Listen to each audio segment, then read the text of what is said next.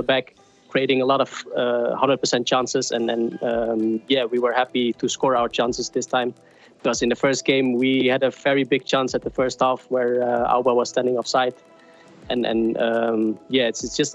was just a matter of making the right decision. Do I shoot myself or pass to Auba? And finally, it was the wrong decision. But the second game, we made the right decisions and it paid off with 3 points. And as overall, of course, what we are disappointed to get only 3 points because I think there was more points to get. But finally, we won one game, and that's hopefully a good boost for the next few games.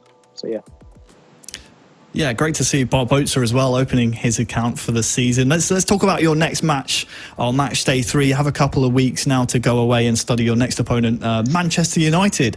How are you guys going to prepare for that? Are you going to maybe use the 3 at the back or the 5 at the back? I was kind of questioning what tactics you guys were going to use for this one. So what do you think about Manchester United? Yeah, well, we have to see how they will play today. And then we can take some more notes because we have only watched them playing against Galatasaray. And for each team we need a different game plan, and whether that will be playing with the 3 at the back or maybe different, we will see. We got 2 weeks to prepare, and we will see them playing in a bit today. So after that we can take some notes and then prepare for Manchester United. And I think it's, Manchester United is one of the favorites, of course, one of the big teams that stick to the same team as last season, also in the likes of Monaco and Bayern. And I expect a very difficult match. But if we can reach our full potential like we shown in the second match, then we are able to win and beat them as well. So, yeah. Awesome, Jos. Thanks so much. Congratulations, of course, to Injijao and Bob Oetzer as well. 3 points against Barcelona. Thanks a lot, guys. Thank you. And a good result from them, of course, getting that second win. But, you can sense the slight disappointment in Dominator's voice there. They know that they could have maybe done a little bit better in the first game, as aforementioned. But let's chat to Barcelona, Harry, see how they feel about those 3 points. All right, Alex, can you hear me now, my friend? Yeah, I hear you, Harry. Yeah, perfect. Congratulations. I mean, 3 points against Arsenal. I'm not sure whether to say congratulations or commiserations. How do you feel about those 2 games against Arsenal? It was a very first good game. I think we deserved the victory. Arsenal play a very good possession, so it's difficult to play against this team. I think we can have many regrets because we are leading 1-0 in the second game. I think we can have the draw at least. But GG to Arsenal. We are disappointed a little bit, yeah. Well, before I let you go, Alex, let's talk about your match day 3 opponents, AS Monaco. It's going to be a tough game for you guys. How are you going to approach that one? And what do you think of AS Monaco as a team? Yeah, all the teams in this league are very good. We can take 6 points against all team, and all team can have 6 points. So I think, Monaco is the best team for me in this competition. So we will prepare again and try to have 4 or 6 points this time. Great stuff, Alex. Merci, my friend. Thank you very much. Enjoy your 3 points, and we'll speak to you again on match day 3. Thanks, Ali. See you. So there we go, Chris. Fantastic. He seemed a little disappointed. And like he said, you can take 6 points from any team in this league, and any team in this league can take 6 points away from you. So I'm not sure, if he said disappointed not to get at least a draw, considering they were leading game 2. I still think you're probably happy with the 3 points out of that match. Yeah, it seems as if both teams were maybe a little bit disappointed knowing that a couple of things could have went their way. But either way, 3 points apiece is nothing to shirk out, really. Let's have a look at the league table and see how that affects things. Of course, with plenty of games left here to come on match day number 2, Harry, but we do see Barcelona and Arsenal climb up the table. Yeah, into the top 3 now. Like you said, that'll change. We still have every other club on this league table still to play. today. Plenty more matches, more goals to come. But yeah, they're sitting pretty right now. Arsenal, especially when you consider how they performed in the 1920 season last season. I mean, they were in the lower half. They still see themselves now up in the top half of the table. That's going to give them, a bit of breathing room going into further match days, and maybe instill a bit of oomph in the boys and give them, a bit of confidence going forwards. Fantastic stuff from our marquee matchup, if you like. But now we have a German derby coming up. It's going to be FC Schalke taking on Bayern München.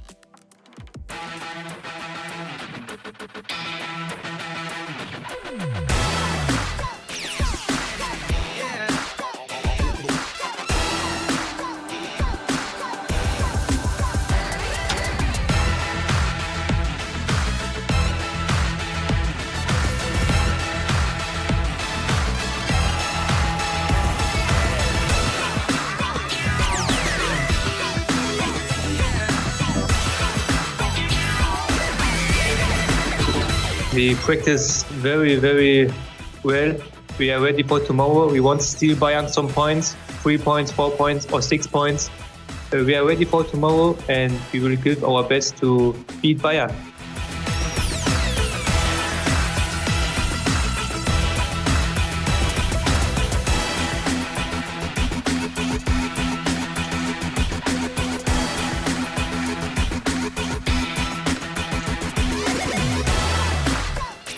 It's a German derby, the German clash. We have to win if we want to be at top 6 in the top 6. So yeah, we have to try our best as always and do the best we know. And I think we can do it. So let's keep working and let's see if today we can win.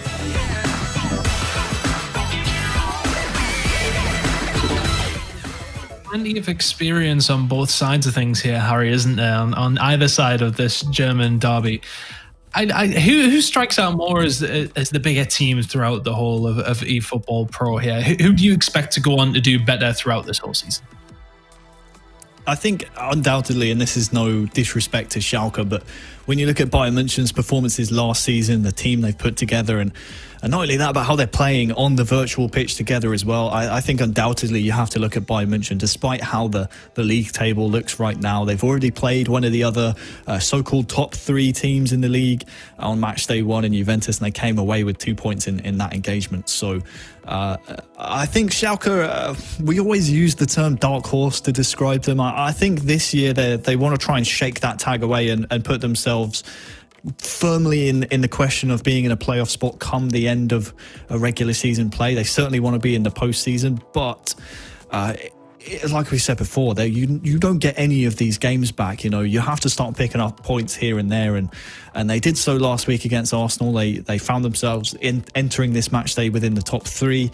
They've obviously been pushed down now as Barcelona and Arsenal have played their game, but if they can sneak a result here against Bayern München, I mean, we saw last season between these two clubs, Chris, just 1-0 across both games. So it was a 1-0 victory both times for Bayern München, but very cagey, very close. And this is going to mean a lot to the players as well. We saw in the studio last season the screams and the passion and the shushing that came out from the Bayern München boys up there on the stage. They know against the only other German club here in the eFootball.Pro that this is a huge game for their club.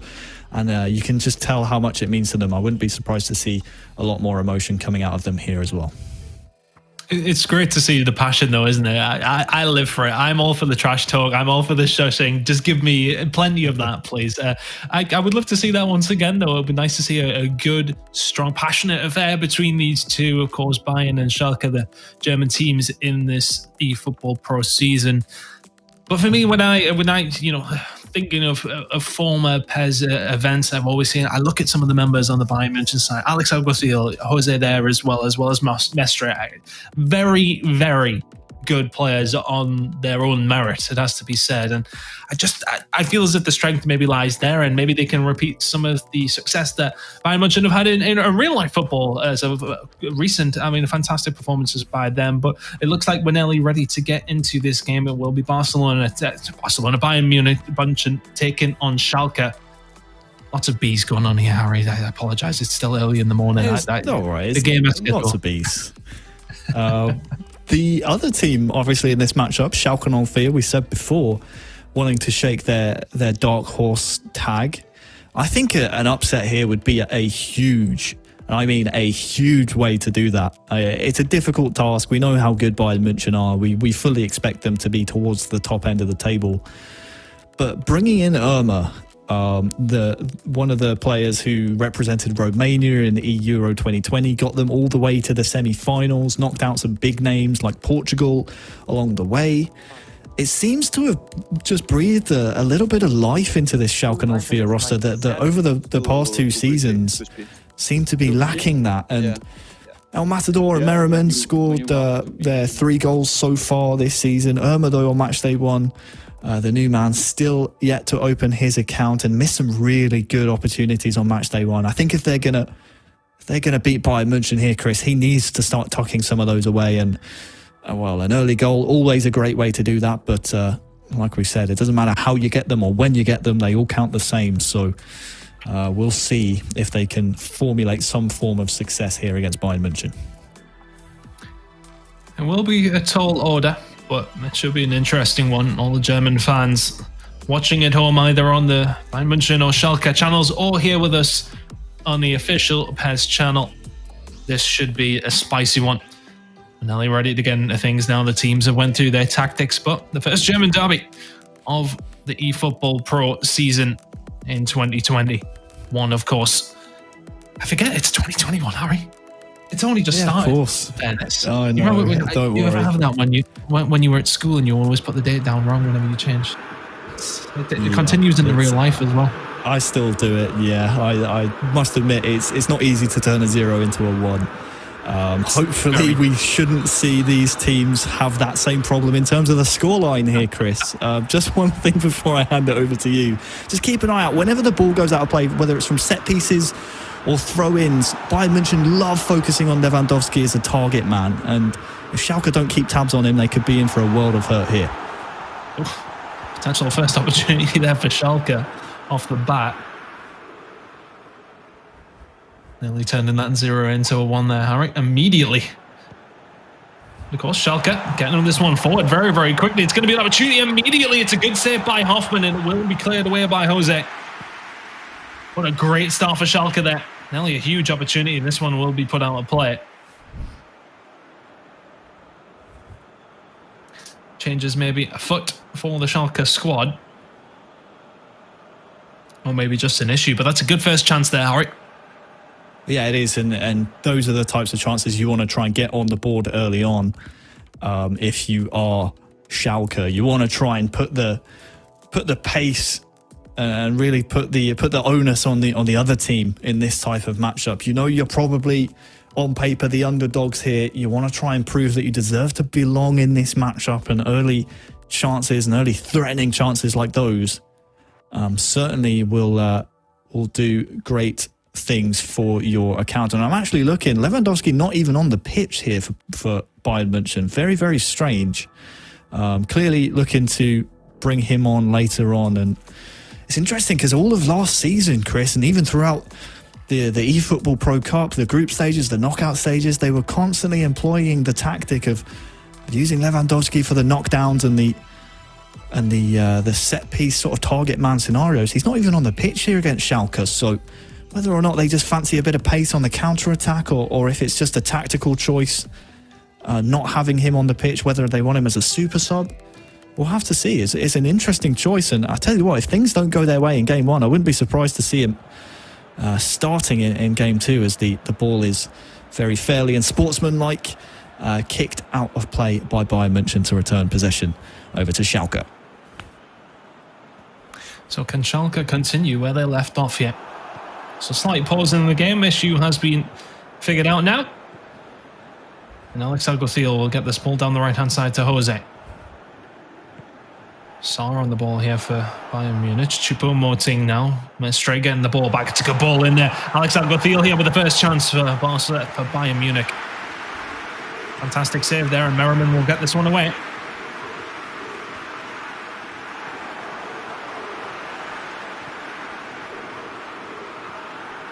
Up here now on this right-hand side. Trying to get things going. Will be Merriman in the box, but this one will be cleared away. Both teams seem to be going for it here immediately, Harry. 13 minutes in, and there's been chances either side. Yeah, we expect nothing less, really. Schalke obviously threatening before the pause, and now Bayern München sort of settling into the game. The chance falling to Alex Alguacil, of course, the MVP of the eFootball.Pro Cup knockout stage. Last summer, he'd love to add more outright matchday MVPs to that tally as well. And it might just be an MVP type performance that's going to be required here against Schalke that will definitely be playing for pride. Oh, what a back heel that. That's a phenomenal goal by Bayern München.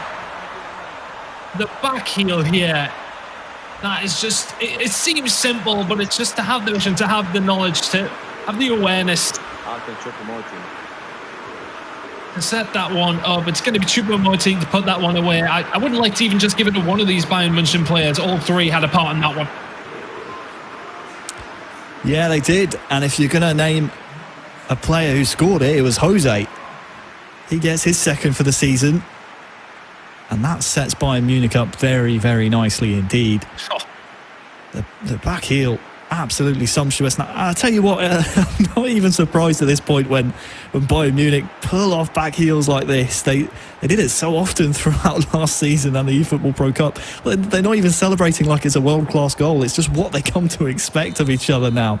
It's wonderful to see. Muller stabs it home. Jose onto the Alex Alguacil assist. Means that Bayern Munich now, Chris, are in the lead. First good chance of the game is converted. Can Schalke get anything going here? The ball is then whipped in by Al Matador, but able to be pounced down by Merriman. This one should be cleared away fairly simply as Choupo-Moting was hunting that one down. Mestre looking for the big kick forward, but it will be now Jose to play this one back and give it away. An opportunity potentially for Merriman to get on the end of this one, but another team able to string together a couple of passes here. And eventually, Javi Martinez and Mestre will get this one away now. Alex Alguacil down the line now to Mestre once again. Muller inside towards Choupo-Moting. It's Alex Alguacil again. Oh my goodness me. The football from Bayern München right now. It's so smooth. They just seem to find so many good passes. And Choupo-Moting inside there. It's a really good save. Yeah, Mestre coming very close indeed to getting his third of the season. Schalke need to be careful here. Ball in towards the back post, and it will be cleared away by Schalke. Jose now. Alex Alguacil out wide, looking for the pass inside. It is going to be a Mestre. Can't get anything going. It will be cleared away via El Matador, and now Erma can stretch his legs with Rahman down this left-hand side. Rahman now with Hoppe looking for the back heel inside. Will find its way to El Matador, if only momentarily. Sula trying to get this one away. Erma now in the middle, though. Never going to be able to pick up an easy ball like that. But neither team able to really establish much control in midfield here, Harry. El Matador now to Erma, and it's the back heel towards an offside Merriman, I do believe. Boateng will clear this one away nonetheless. But not necessarily a clean game in the middle of the park right now. No, it's not. I mean, Schalke are getting more chances in the middle third and final third than they certainly were throughout most of last season. It's just lacking that little bit of clinicality and a little bit of sharpness that you come to expect at this level of play. Although if they keep playing like they are, no doubt there will be a chance coming their way soon, but they need to make the right decisions. Hoppe now with El Matador. Inside to Merriman. It's a good opportunity here for Schalke once again. And it seems as if that left-hand side is really their main route to try and get through. Jose will clean this one up, though. It's Boateng, and Muller should recover this one. But Mestre to get something going down this right-hand side. Alex Alguacil looking for the back heel back, can't find it. All of a sudden, the chances maybe open itself up. But once again, the pass is just not there in the final third. Yeah, good marking and covering there from Jose. Read the play so well with Goretzka, I believe it was. And, wow, Schalke, they continuously win the ball in the middle third. Bayern München, I think they need to keep control of the ball a bit more here, Chris. That was a good opportunity and a pretty standard save coming through, but once again, Schalke are really starting to knock on the door a little bit. Boateng will clear that one away, and there's a shot straight at the keeper, but a well-worked opportunity by Schalke, who are starting to just open up a few doors here.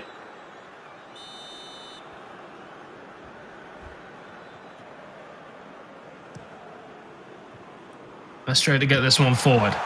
It's a good knockdown. It is going to be Jose trying to get something going. They can't quite get it away from the feet of Bujaleb, and El Matador will be able to block that one out.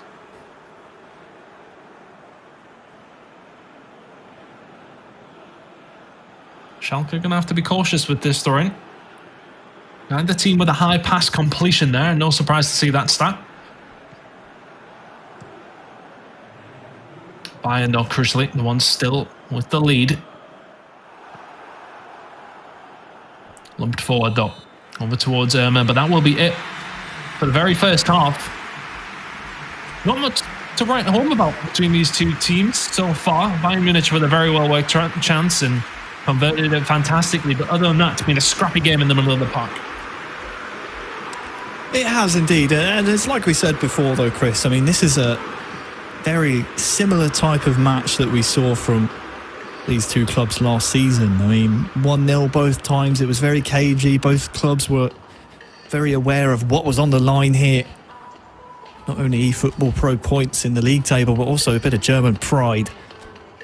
I will admit though, I fully admitted Bayern München to have a lot more possession and chances than they were actually able to conjure up there in the first half. So if Schalke are going to take anything from that, yes, they're 1-0 down going into the second, but I mean, first of all, it's only one, but second of all, if they keep playing the way they are, Chris, more chances will come. They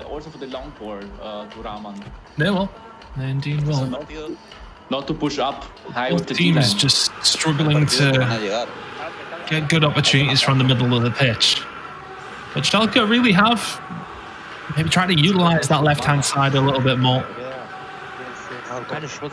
Interesting to hear the talk between them. But here we go. Into the game now.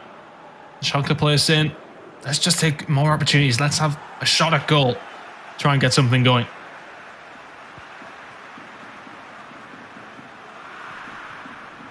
Tell you what, this could potentially be an opportunity for Bayern München. Moting got a hold of it.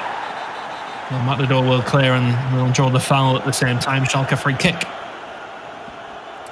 Good work there from El Matador.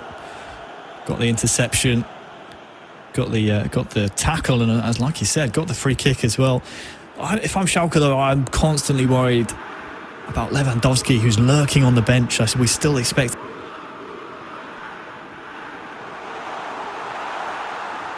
pass not able to quite make its way through from Irma there. Bayern München may be able to counter-attack yet. Coman under the control of Alguacil. And Jose now out back to Alex Alguacil. This is really good football by Bayern München once again. And can this ball find its way through? It's going to be Choupo-Moting. And it has to be said that very slight deflection is kind to him. Lands on his right foot and he will finesse that into the bottom right corner. Shake of the head from the Schalke players. Choupo-Moting is there to hold them once again. 2-0 to Bayern München.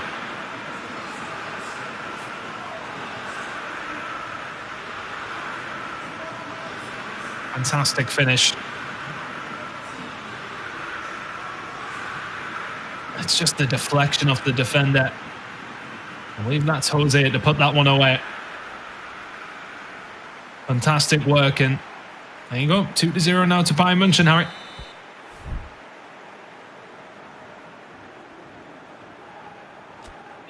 I believe we might have lost Harry as it goes, unfortunately. So Bayern Munich now find themselves 2-0 up. Changes will come on through. Technical changes coming up though. Let's see what ones are made here. I imagine Bayern München will go more defensive.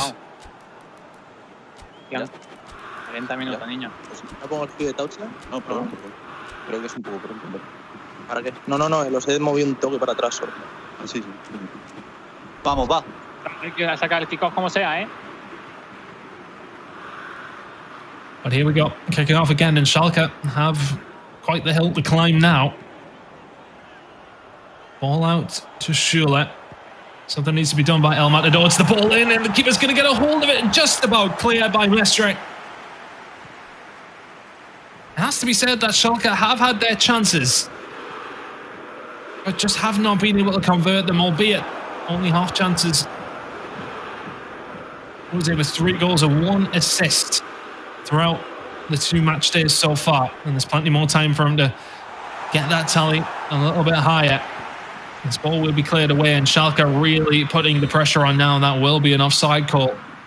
A disappointing one at that, but Schalke still looking for a goal here, but Bayern München defending well. I wonder if we have you back yet, Harry. I'm not too sure if we do.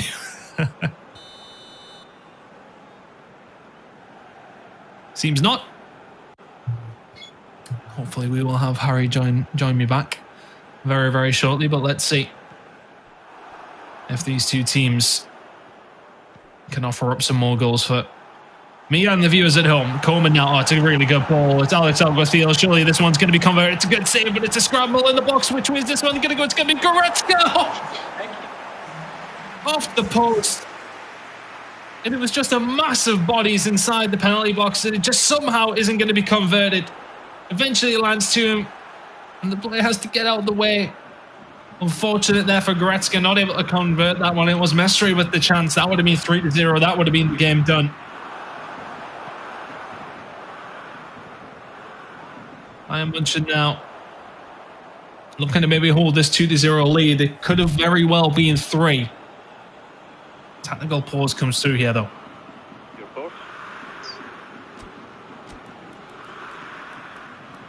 Jetzt kannst du Raman Tocken weggeben.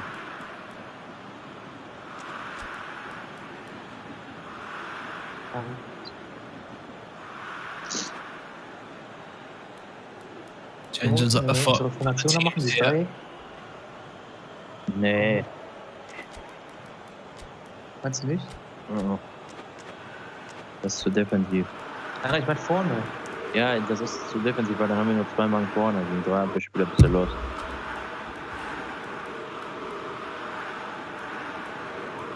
Schalke definitely the ones that need to go more attacking here, and it seems to be that way that they are going. Harry, I believe you're back. I love working from home. It's always great. But we persevere here in the eFootball.Pro. I was able to see all the goals and all the action that happened. Well, that's good. Yeah, so at least I know what happened. The changes have to come now from Schalke, don't they? I mean, at this point, 2-0 down, around 30 in-game minutes to go, you have to push for at least a consolation to give you a chance going into the rest of the match. Yeah, you have to feel as if, if you can score that one goal, irrelevant of the result, and whichever way it does go, the fact that you're able to create the opportunities is still a positive sign going into the second game. But this one is not necessarily done yet. And we're now back towards Merriman. Bentaleb on the edge of the box. It will now be El Matador, seeing what he can do. Not a great deal. Mestre will get this one away. Alex Alguacil now looking for Jose. And this one will be played all the way back. The keeper that suits Bayern very, very well. Good ball forward. Schalke maybe just trying some Route 1 football to try and get through this Bayern München side, but now it will be, of course, Mestre. Has Alex Alguacil on his outside, but finds its way back to Goretzka and then out to Mestre. Alex Alguacil now with Choupo-Moting. It's a good ball inside. Can't quite find Mestre, but this will be recovered by Jose now. It's Gnabry. Pass inside is loose, but Bayern Munich will once again retain the ball, and there's time ticking down. Suits him very well, Harry. Yeah, it does indeed.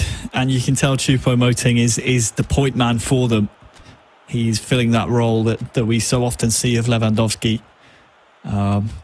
It's great to see, and they've had so much success through him, and it's going to be something that I think Schalke need to try and rectify going through. It's nice to see you flying up there in the top corner. Absolutely. I mean, you have to throw everything at this game now, Chris, don't you? You've got nothing to lose for Schalke, so they have to throw everything at this match. You look great, by the way. Look, there's me as well. I can see you, but okay, so we can just see each other now, which is fantastic. At least I mean, at least I can see your face, Harry. It's a disappointment for the viewers at home. I know we were commenting before the game, of course. In lockdown here in the UK, we haven't been able to get sharpened up, if you like, on the haircut front, but I think we look great. Can anyone here cut hair? Because I'm willing to pay. Can anyone on the internet cut hair? Changes the foot here for both two teams, but you feel as if Schalke really have to throw everything but the kitchen sink at this one. But it has been mostly Bayern München with the attacking options yet. Into now Alex Alguacil. Can't find anything going here now, and this one will be cleared away. Bayern haven't really looked too despondent in the back at all. It seems as if they've dealt with pretty much everything that Schalke have thrown at them in one way or another. Now it will be Alex Alguacil to find Choupo-Moting in the middle. Which way does this one fall?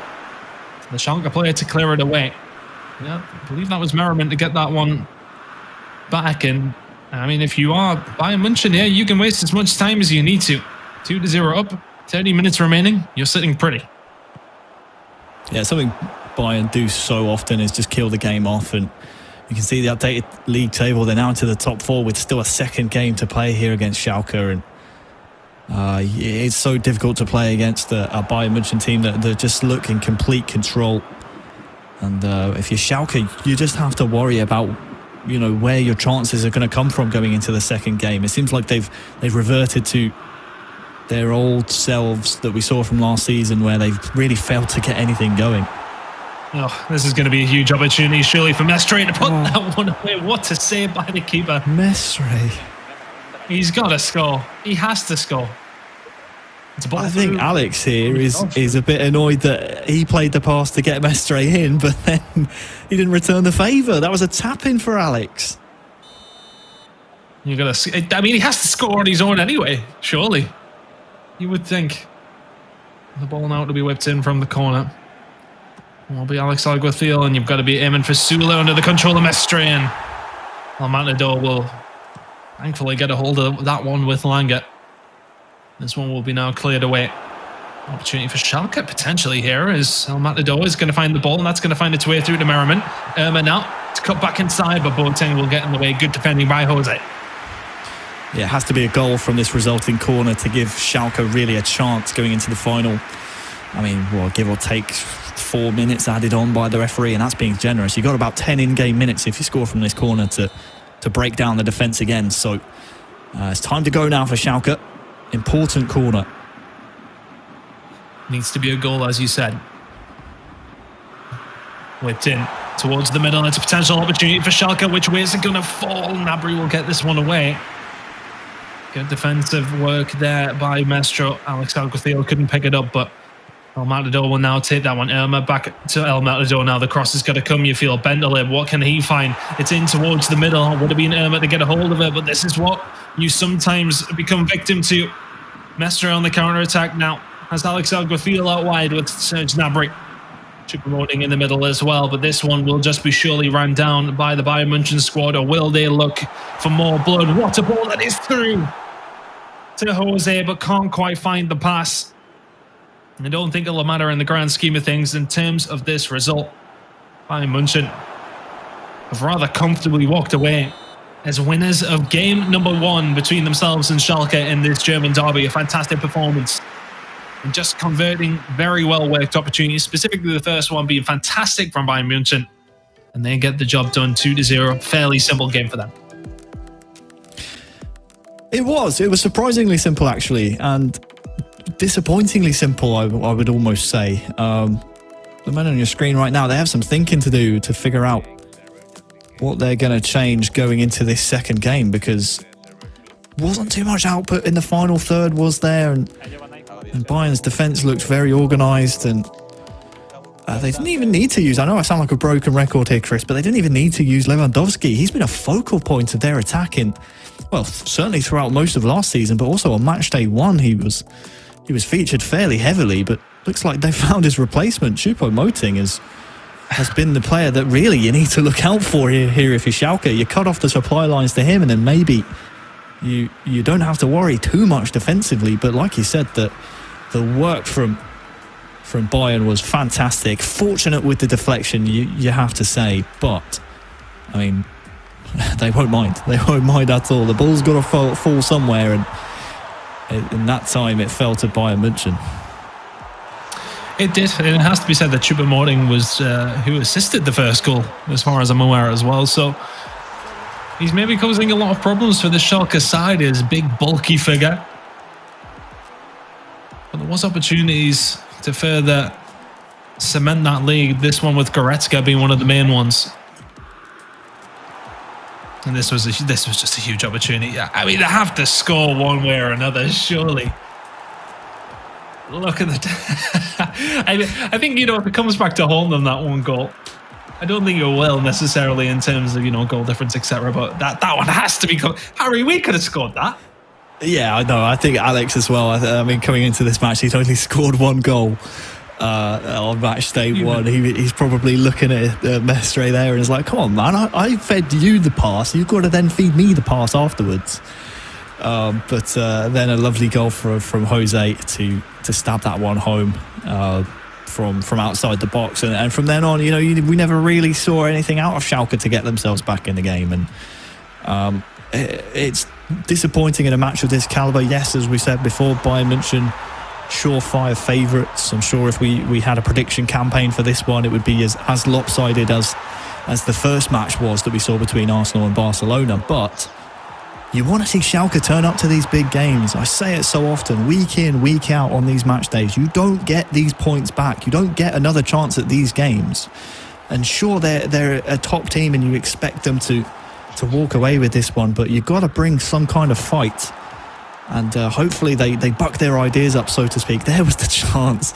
Poor Alex, man. I'm fuming if I'm Alex there. I'd be so disappointed. A veteran like him will not allow that to ruin his mind, will he, Harry? Or will he? I don't know if he'll be passing it across goal if he's got a really good opportunity. It has to be said. Matchday may not be receiving a pass that he necessarily could do. But it looks like we're ready to get into game number 2. Bayern München with a fantastic start, and they will take 3 points from that first game. If it's Schalke, you have to bounce back here. Has to be said, Schalke, for all they didn't create anything concrete in terms of opportunities, they definitely had a few sniffs at a couple of goals, didn't they? It was not necessarily clinical going forward from them, but has to be said, there was potential chances that could have maybe come up with something, maybe just a misplaced pass or a few good Bayern bodies in the way. If it wasn't for that, they very well could have scored there, Harry. Yeah, and it's a lot to ask, really, isn't it, of a team going up against a club like Bayern München, who we fully expect to be in the top 3 bare minimum come the end of regular season play here in the eFootball.Pro. But sometimes against these top clubs, all you get are those half chances, and when you do get them, Chris, you've got to take them. You've got to fashion something and maybe force a mistake here or there. Ist Nanzu. Ey, Nanzu hat. How big? Müssen wir auf den schießen, Alter. Problem ist, der hat auch alle Kopfhörer. What they're going to do? Yeah, you can hear the Schalke boys just asking how tall is Nianzu, I think it was, the centre-back. So they're clearly very worried about Choupo-Moting there at the back of the Schalke defence and his height and the physicality matchup that they're suffering at the back. So looks like they're just going to match height for height here at the back. We'll see if it makes a difference. And the problem is, though, if they do get the ball into the feet of Choupo-Moting, you then have to worry about Arp, you have to worry about Müller, you have to worry about Koeman coming in from the wing. There's just so many weapons at Bayern's disposal that sure, you cut off one option, but there's 3 or 4 different options available to them at any one time. So we'll see if that makes a difference here for Schalke. Has to be said, you worry about Choupo-Moting for his height, but his strength as well, isn't it? Very, very broad shoulders. He can get in front of the ball. But Schalke need to find something. They need to not necessarily just worry about defending against Choupo-Moting. They need to worry about trying to put the ball into the back of the net, but they're going to have their opportunity in just a second. We head into game number 2 between these two teams. Schalke 04 need to get something going here. Bayern München very much the stronger side in game number 1. But which will it transpire in game number 2? If we can have as good a game in game number 2 here as we did between Barcelona and Arsenal, my goodness me, we're in for a cracker or so. It is going to be Bayern München to get things going immediately. Choupo-Moting with Jose. Trying to chip it in, but Hopper will get this one away. Merriman not taking any chances with that clearance.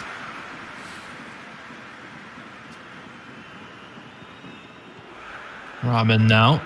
Looking for the pass inside. It's a good opportunity for Schalke immediately, but well defended just about by Bayern München. That one not quite cleared away in time. Merriman now to whip this one in with Harris. Going to be looking for Hopper. El Matador is there with him, but this one will be picked up by the Bayern München goalkeeper, will be Hoffman. And maybe something can be worked on here. It's a lumped ball forward by Irma. Not too sure if that was necessarily the best option. This potential counter-attacking opportunity now here for Bayern München as Alex Alguacil gets it forward. Ball through to Choupo-Moting. Can he use that strength? Not this time. Nastasic and Merriman will get this one away here, Harry. Yeah, you question the long ball, don't you, by Irma? And I tell you what, I agree with you.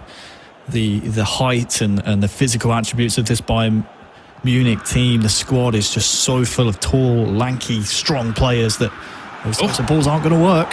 Oh my God, that extra pass is going to find Schalke's first route through against Bayern München. It's a very, very well worked goal. And it's that extra pass that sometimes you just don't think about. This time round, they did think about it. 1-0 to Schalke. And it's the Romanian Irma, the new man on the team, getting his first goal here on Matchday 2. Like you said, the reverse pass, so well played from his teammate. And I tell you what, after Matchday 1, I questioned Irma, and I said that, you know, he maybe should have gotten a goal or two to his name after some really good, surefire opportunities that you expect players at this level to tuck away. That'll do him the world of good, especially getting the first goal here against Bayern Munich. Will not only do his confidence a world of good, but also his team. I mean, they're 1-0 up. Now they can start to dictate the way that this game is going to go. Oh, that's a good ball in. I tell you what, that's straight at the keeper. Merriman will be more than happy to pick that one out of the air. We play it up here for Schalke as well. That's going to be a foul. And an opportunity here for Schalke once again. Harris, and he's going to go for it. My goodness me, what a save. Merriman to whip in the corner. Schalke looking for blood here. And Hoffman will get a hold of that one via Jose. But my word, Harry nearly stuck that one away. That was nearly 2-0 to Schalke there, Harry. Yeah, Irma was the man who took the quick free kick. Often when you see free kicks taken so quickly, you expect it to be a pass, don't you? But I mean, that time around, it was just trying to catch the manual goalkeeping off of Bayern Munich. Don't give them a chance to shift the keeper across and just try and stick it in the top corner as quick as possible. And it was so very close from Irma getting his second just moments after getting his first. Good defending by Jose, who play this one away. Bayern München need to get something going here, but we know they have it in their locker to score goals. Merriman pushing forward. That seems like it was probably a foul, but not quite. It's a good ball through to El Matador. Is he going to kill this in? Oh my word! Oh, somebody get the pencil out for that €10,000 check next week. My goodness. 2-0 to Schalke. But that is a sensational finish. And Schalke are feeling the love. Oh. Did you hear that? I love you, Irma. I love you too, man. Wonderful to hear, and it's almost as wonderful as this finish here. Great pass from Irma. He scored the first, sets up this second, and the touch is absolutely spectacular from El Matador, and you can see what that means to him. His third season at Schalke now. Joins Merriman on 2 goals for the season. Great finish And, Schalke are 2-0 up out of nowhere. Oh my goodness, we have an absolutely cracking 70 minutes lined up here. Then Bayern are going to have to go for it. They can't let results like this slip in the grand scheme of things. Schalke are a team, as we talked about, that they should be probably expected to go on to beat. 2-0 down after 22 minutes. And it's been two well-worked goals by Schalke, it has to be said. Goretzka, is he onside? Mestre is going to whip this one. Choupo-Moting, it's a big chance. And you have to feel that Jose has to put that one away. Another big chance coming from a cross for Bayern Munich. Yeah, you often see them stick those home. You just get the sense in this first half it might not be Bayern Munich's day. And I know Schalke will probably be cursing me right now as I may be jinxing it, but those types of chances we often see, the clinical nature of this Bavarian club, stick them home. It just doesn't seem to be going their way here, Chris. Yeah, making mistakes as well. They will recover defensively from that one. There's a misplaced pass, I do believe, from Jose. El Matador will play this one back, and Merriman will clear it away via the goalkeeper. Harrit not able to quite get there for Irma. Didn't have the feet for it, but Bayern Munchen now can potentially recuperate and figure out what was going wrong. They're not going to get that ball in the middle of the pitch either. Schalke have pressured so well in the middle. Merriman forward to Irma. Oh, it's a good ball back to Merriman as well. Here's Harrit back inside to Irma. Good save. Yeah, Schalke really the keeper here, across, Chris. It was so vital that he did so. Mestre just saving a goal with that just shift of the keeper over to his left-hand side. Corner still to come, though. We've seen how dangerous Schalke can be so far in this first half. They look a completely different team here in this second game. Ball to be whipped in by Merriman. There's he aiming forwards. Struck in towards the front post, towards Irma. Can't quite find it. They'll have another second stab at it, though. It's in towards the front post's gain, and Bayern Munchen very well aware of what's going on here. This could potentially be something get going by Alex Alguacil. Moting now to Jose via Mestre. Goretzka back inside to Mestre. The pass round, not going to be found, but a foul is drawn. A free kick opportunity here for Bayern. Javi Martinez to potentially whip this one in, although it will be changed over towards Goretzka, and it will be under the control of Jose. Mullet with Mestre, went forward, Coleman. Can't quite get anything going. Alex Alguacil with Goretzka, maybe trying to find something. The ball bounced into such a dangerous area.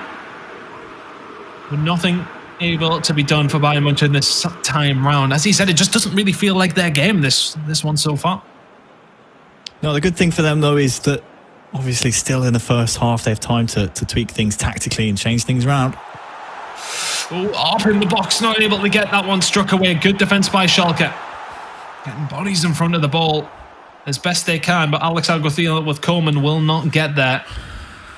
Well, Chris, I saw them do that so often. That's what I expected to see out of Lewandowski. Just everything, throw-ins, corners, just lump it up to Lewandowski and work the knockdowns. That seems to be the game plan from now on for Bayern Munich. Just go back to the tried and tested here against Schalke. And, well, they have Choupo-Moting up top.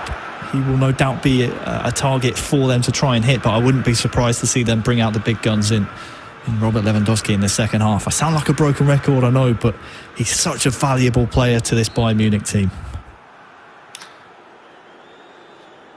I don't blame you. I'm a fan as well, Lewandowski. I mean, as a player in real life, obviously we're not sensational as well, but in game, similar sort of route to Choupo-Moting, maybe not quite as big. Very much somebody who's a clinical finisher, and you'd be expecting him to be on the pitch, but of course that balanced across the board doesn't make that much of a difference, I suppose, but I mean, you would think so still. Mestre now trying to find Choupo-Moting, can't quite get there. Much better defense here from Schalke, and seem a lot more fluid going forward as well. El Matador can't quite get the turn onto Boateng, who will walk this one away. Mestre played that one well. Jose now out to Mestre once again with Sarr. Inside to Jose. Pass to Alex Alguacil as well. This is good football by Bayern. Can't quite find that last pass, but Schalke lingered too long. Not quite. They will get this one away.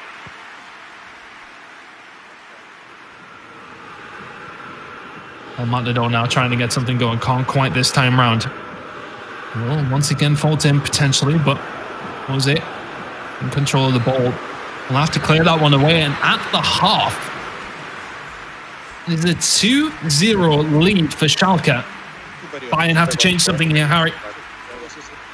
That's as good a half of eFootball I've seen played by Schalke in my 2 years commentating eFootball.Pro. They've stepped up in a big way. Now is the true test. Can they see out this second half and weather the storm and take home 3 points against Bayern Munich? It would be a wonderful result. I think if you had offered them this result going into the match day, I think they would have bitten your hand off. So we'll see if they can see this one home. It's gonna, I think, but dare I say, here on match day 2, potentially define their season, Chris. This could be a crossroads. Such a stark contrast from the first game. Bayern were comfortable. It was just easy living for them, really, wasn't it? Defended well, they moved forward well. Couldn't be any different in this second game. Schalke getting forward now as well. El Matador at the heart of it once again. Can he find the ball through? It's 3 and it's Emma once again. Schalke 3-0 against Bayern München in this German derby. They are walking away with game number 2. And just compare the two reactions. Irma knows how much that goal means. I mean, coming into the match day, he didn't have a goal to his name. Now he's got 2, and he's set up the second in this match as well. So what a game that Irma's having, just sneaking in behind the Bayern defence. The finish was, well, pick your spot. Unfortunate, you could argue, for Bayern München that players didn't make the tackles. But look, Irma disappears. He's just gone to the shadow realm. He's that excited, and at 2-0, maybe you think Bayern Munich have a chance at getting back in it. 3-0, it becomes so much more difficult here, Chris. At 2-0, we didn't write them off, but it's getting into that territory, isn't it? It's very hard to see a route back here for Bayern München. And it's not like they've had a great deal of chances either. Lumped in towards Choupo-Moting, isn't there this time round. Alex Alguacil, it's a loose pass to Jose. We've got to create something here, but Schalke can really just shut up shop if they like, you feel. It's cleared away, 52 minutes gone. Bayern need to find an answer very, very quickly. But they haven't really been posing too many questions of the Schalke defence.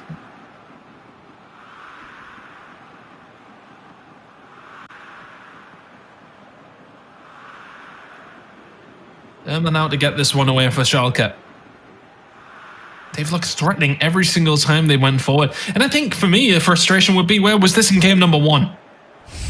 Bayern München, though, all at sea this time around, but this is surely a big opportunity for them. Alex Alguacil will reduce the deficit by 2. Well, 2-2, I should say. Fantastic stuff by Bayern. It's a good finish, 3-1, but it's too little too late. Well done by Alex Alguacil. I think that erases some of the poor luck that they got conceding their 3rd goal, because they just got a little bit of fortune there just to wriggle through the traffic. And well, it's down, as you said, the deficit now to just 2. It's a trademark back heel, isn't it? He's actually trying to play a teammate in, but the footwork afterwards from Alex, wonderfully done. Well, we asked for a decent game too, didn't we? And I tell you what, 4 goals, and there could well be more to come here in this second half. Bayern get that touch of fortune, as you mentioned. They hadn't really looked like scoring whatsoever. They get a little bit of rub of the green, though, and all of a sudden, this game does have a little bit of life for them. 2 goals and 2 assists to Alex's name so far in the eFootball.Pro season. Good touch inside as well. If they can find a second pretty quickly, then all of a sudden, We have a grandstand finish, but 60 minutes gone. Still plenty of time here, Harry. Plenty of time. Bayern will know that. Schalke will know that too. You want to see Schalke kill off the game at this point, don't you? You kind of need to see a bit of maturity come out of them. You know, be a bit professional here or there. Take players out of the game. Make it as scrappy as possible for your opponents. And we're going to see what they're made of here.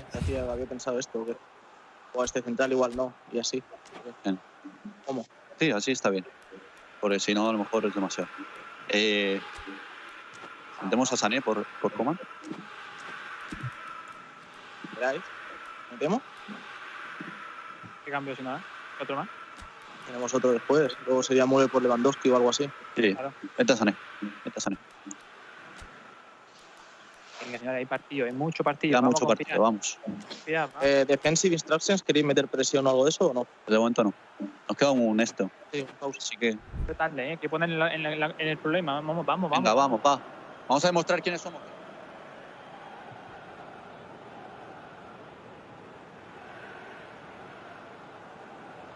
Always problems with 4-4. Yes, I know. Let's find out. After, if not, change. 4 in depth. 5. I don't know.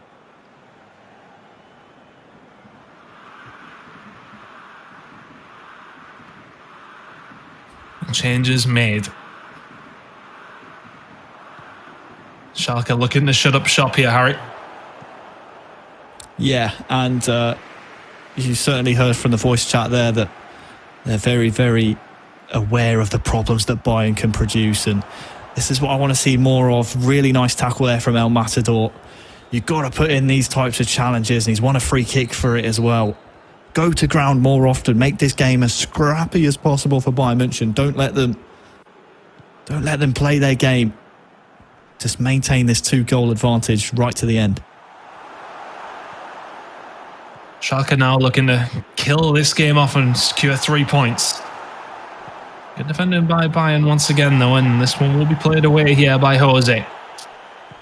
Good football as Jose gets a hold of it once again. Alex Alguerfield to Mestre. Has the run of Jose on his right-hand side as well. Looks inside. It's going to be Alex Alguerfield. He's surely going to take the chance. You've got to hit that first time. Yeah, I think he has enough time here, Chris. I think he thinks he has enough time, but that one touch just takes it so close to the keeper, who's then able to narrow down the angle. Schalke living dangerously. Oh, it's going to be whipped in, and it will be another goal. My goodness. How has that found its way through to passing Alex? It's just so simple from Bayern. And if you're Schalke, you're living very, very dangerously here. 3-2, and Bayern are well and truly back into this game. It's a short corner, comes back, and it's a simple pass in. And he's looking to score it, if anything, back off the keeper and in. Bayern are scraping their way back into this game. They are only 1 goal down now, aren't they? And for Schalke, that would be disappointing to come from a corner like that. The second bite of the cherry. Now it's about, again, what changes do they make? Do they maybe try and get a 4th goal here or there? Their defence so far has been, well, in this second half at least, it leaves a lot to be desired, but I'm seeing Lewandowski being brought onto the pitch on the Bayern Munich side.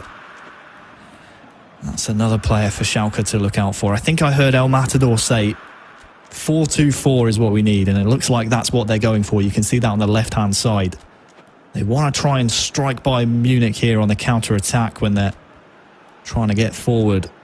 It could leave them exposed in the midfield, which we can see is where Bayern Munich is starting to overload players. Could be very difficult for them here, Chris. It could be. Yeah. It's interesting to see which way they go here. Because this game was all but done and dusted, really, wasn't it, for Schalke? 3-0 up at the 50th minute in. You expect to close it out. Gibt nur Schiff rechts außen Konter.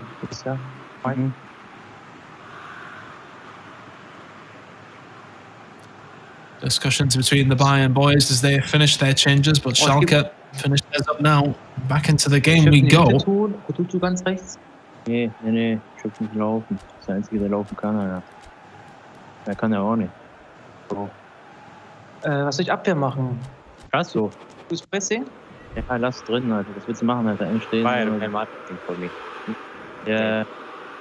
Let's go. We have to continue now, please.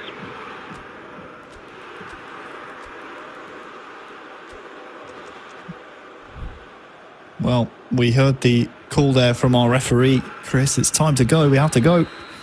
The allotted pause time is up, and we'll see if the changes from Schalke will make a difference. Playing 4 up top is so dangerous. They clearly feel they need to score at least one more goal to hold on to this three points that they're hoping to come away with here. And I think they might be right, but they might be opening themselves up to a lot of danger here in the midfield. Well, both teams are going to be attacking, put it that way. So I'd imagine we're definitely going to see more goals here. But which way is it going to go? Emma will start to stretch his legs with shots down this right-hand side. It's a cynical foul. It has to be said. Alex Alguacil's the one who's found the 2 goals for Bayern here. Can Schalke extend the lead once again? It's lumped forward towards the head of El Matador. Of course, if he was in there, he's going to win that head. Big guy, El Matador. But this time round, not able to quite win it. This maybe is an opportunity, and Jose can't quite get on the end of that slightly misplaced pass. Schalke looking to get this one forward once again. They said they feel as if they need another goal to kill this one off. El Matador in the middle. Passes it through. Irma now turns in the box. It's a pass across. Oh my word, what a save! How are Bayern still in this game? El Matador now. Back to Irma. That will be a foul and a free kick to Bayern. They will take that one quickly, but my God, they just about survive. Matchday with the manual save, Chris. Wonderful. Oh, potentially an opportunity to find themselves level in this game. It's back inside. It's going to be Jose, but they can't quite convert it. Another opportunity, though. Gets a second stab at it. Pass inside. Choupo-Moting. Oh, can't quite convert. Not far off, though. How close was that chance on the other end? Irma with the pinpoint pass. But Matchday with the manual keeping keeps Bayern alive here in the final 10 in-game minutes. We could have a grandstand finish. El Matador now trying to get this one forward. As you said, not very long left to go here, Harry. El Matador now tries to spread it out wide with Bentaleb, and it falls at the feet of Leroy Sané. Jose now to try and orchestrate something. Irma says absolutely not. What we need to see from Irma and the Schalke boys. I called for it, didn't I? Keep it scrappy, start sliding in, make it as difficult as possible for Bayern. Some big boys on the pitch for Bayern, and that's why they're going to be able to win that header. Alex Alguacil, can he find a pass through? Not quite. El Matador may be able to counter-attack here with his team. Merriman just taking his time out to El Matador now as well. Irma's in the middle, back to Merriman. He's going to come out on top with that ball. It is just about going to be Bayern Munchen. It is going to be Jose to skip by. Leroy Sané getting forward. Another big tackle comes through. Choupo-Moting though to Alex Alguacil with Lewandowski. Back to Jose. Into Matchday now as well. Building it feels with 4 minutes of added time. Oh.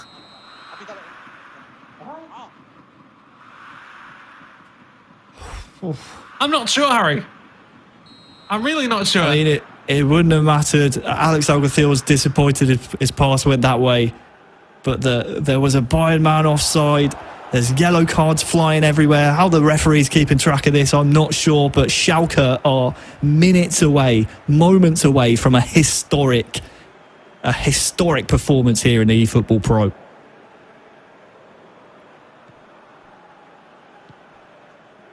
This one will be played backwards. Matador will lump this one forward towards Irma. And I tell you what, he's going to come off better from that interaction as well. The keeper's coming flying out as well. Which way do you go? Hoffman's going to make the slide tackle, but he's all at sea. The ball's whipped in by Bentaleb. There's nobody there. El Matador can't quite find the pass. We're into the final minute, and Schalke will take the 3 points in game number 2. A 3-2 victory after a flurry of goals in the first 50 minutes or so. And Schalke will be your winners here. Oh, well, time to decompress and catch your breath. I mean, 14 shots between the two clubs, 5 goals.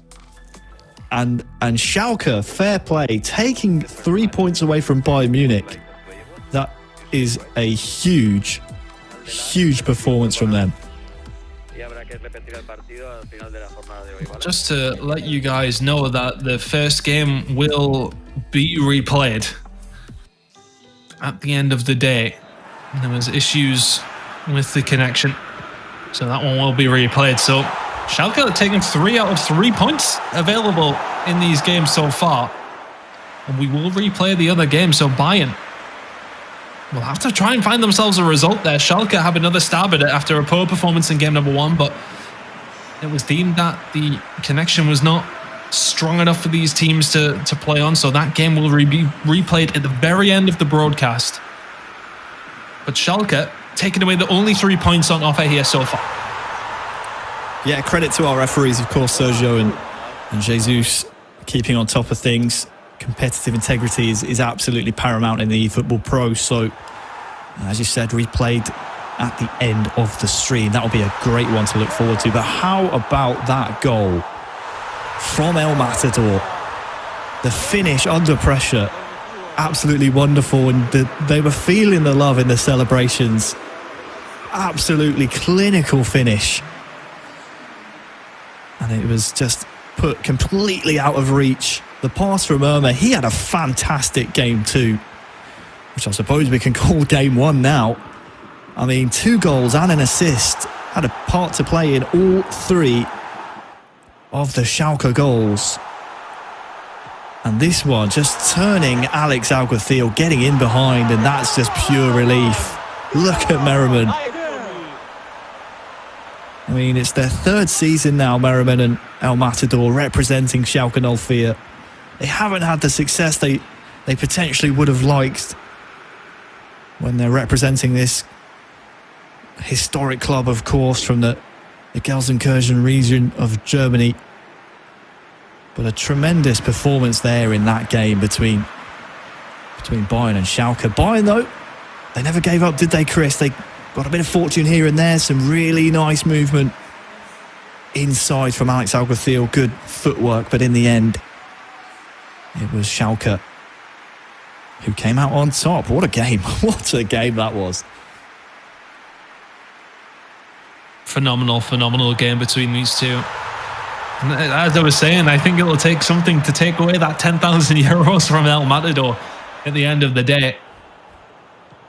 What a fantastic goal it was. And Bayern had more chances. They really did have more chances to try and see if they could get back into the game. This one was fortunate as well, so they sort of scraped their way back into it. But Schalke will... I mean, if you're Schalke, you're happy with the win, but my goodness, I don't think you're happy necessarily with the fact that you were 3-0 up. And you nearly threw it away. Well, I said, didn't I? It's a crossroads entering the second half for Schalke's season. I mean, first of all, that manual save from Matchday, the game's dead and buried at that point if he doesn't make that save. So, wonderfully done. But I really think that changes the outlook of Schalke's season, and maybe how other teams and other clubs in the eFootball.Pro now maybe see Schalke as a football club in general. I mean, I think before, if clubs were lining up against Schalke 04, they think, oh, we could get some points here, boys. This could be a potential 6-pointer. I think you take those 3 points against Bayern Munich, a German rival club who we expect to be towards the top end, as I often say about them, come the end of the season. And then you still have another game to be played towards the end of the stream. But you could be potentially looking at Schalke taking 4 or maybe even 6 points away from Bayern Munich here. And then all of a sudden, other eFootball.Pro clubs are looking at Schalke like, okay, these guys are dangerous. We saw what they can do against Bayern Munich. we don't want to take them for granted whatsoever. Absolutely not. And when El Matador is bringing out finishes like that as well, it's nice to see Schalke play. Yeah, it's nice to see them play with a bit of flair. My goodness, what a finish that is. Of course, just running through the highlights, we will have an interview ready with you very, very shortly. And as mentioned once again, if anybody did miss it, that first game will be replayed. So technically we've only played one game between these two. We will be playing that towards the end of the day. But Schalke are the ones with maximum points so far. 3 out of possible 3. That's some fantastic attacking football. And if you're buying here, I mean, look, we know that we're replaying that first game, but still they looked fairly comfortable throughout that one. And we'll be disappointed to have to go into another game. Of course, next up we do have Manchester United going up against Celtic, which will be an interesting one. Bayern nearly fought their way back into that one. I think they'll rue the defensive game they played. I mean, it looks fantastic from Alex Alguacil, that first goal back after the little back heel through the legs, but we know that was supposed to be a pass. So we'll maybe not necessarily give too many plaudits. He'll be claiming that it was entirely skillful and that was his intention. But when Bayern get their 2 goals back, I mean, that could have been a real chance there. I mean, look at Alex Alguacil. He knows he's squandered a great chance right there. But once they get the 2 goals back, here's the second. You think, oh, okay, this is classic Schalke. We've seen this. We've read this story before. We know how this goes. This is... this is Bayern Munich coming back and taking the points, or at least a point away from this. To show the resiliency, and I tell you what, it's not going to win any awards, or it's not going to look pretty or win them many fans, but the way they were able to manage the game, and like I said, just for lack of a better phrase, hack the Bayern Munich players down. You stop them playing their game. You play the territory, you play the numbers, you get men behind the ball. It's not pretty, but it works. And that level of maturity is what's going to take Schalke to the next level. And I tell you what, it sets us up perfectly, doesn't it, for that rematch at the end of the stream after game 1 had a few latency issues, more than the allowed latency between the 2 clubs. So that game 1 result will not stand. We will play it again at the end of the stream. I can't wait. It's going to be absolutely... It's going to be fiery. It's going to be a fiery affair, I think, that rematch. Yeah, German derby, and both clubs will be feeling the fire, especially Schalke after that win, and Bayern will be like, well, okay, we have to go again. Let's make sure we do get it done. But we will be doing that towards the end of this stream. But coming up next, we do have Manchester United taking on Celtic.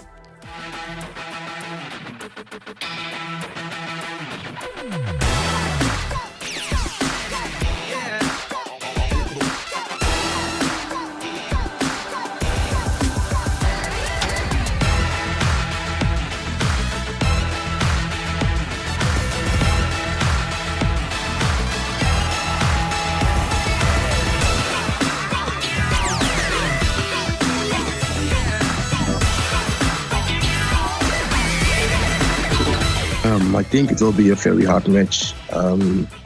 Celtic played really good against Monaco, and they deserved more than 0 points.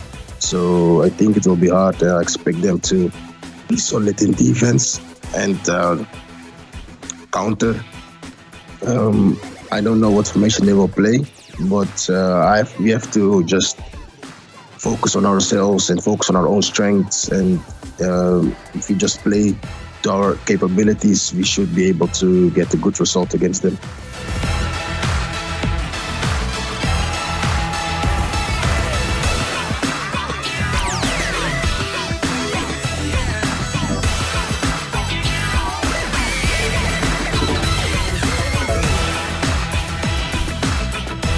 We know that they are a very difficult team.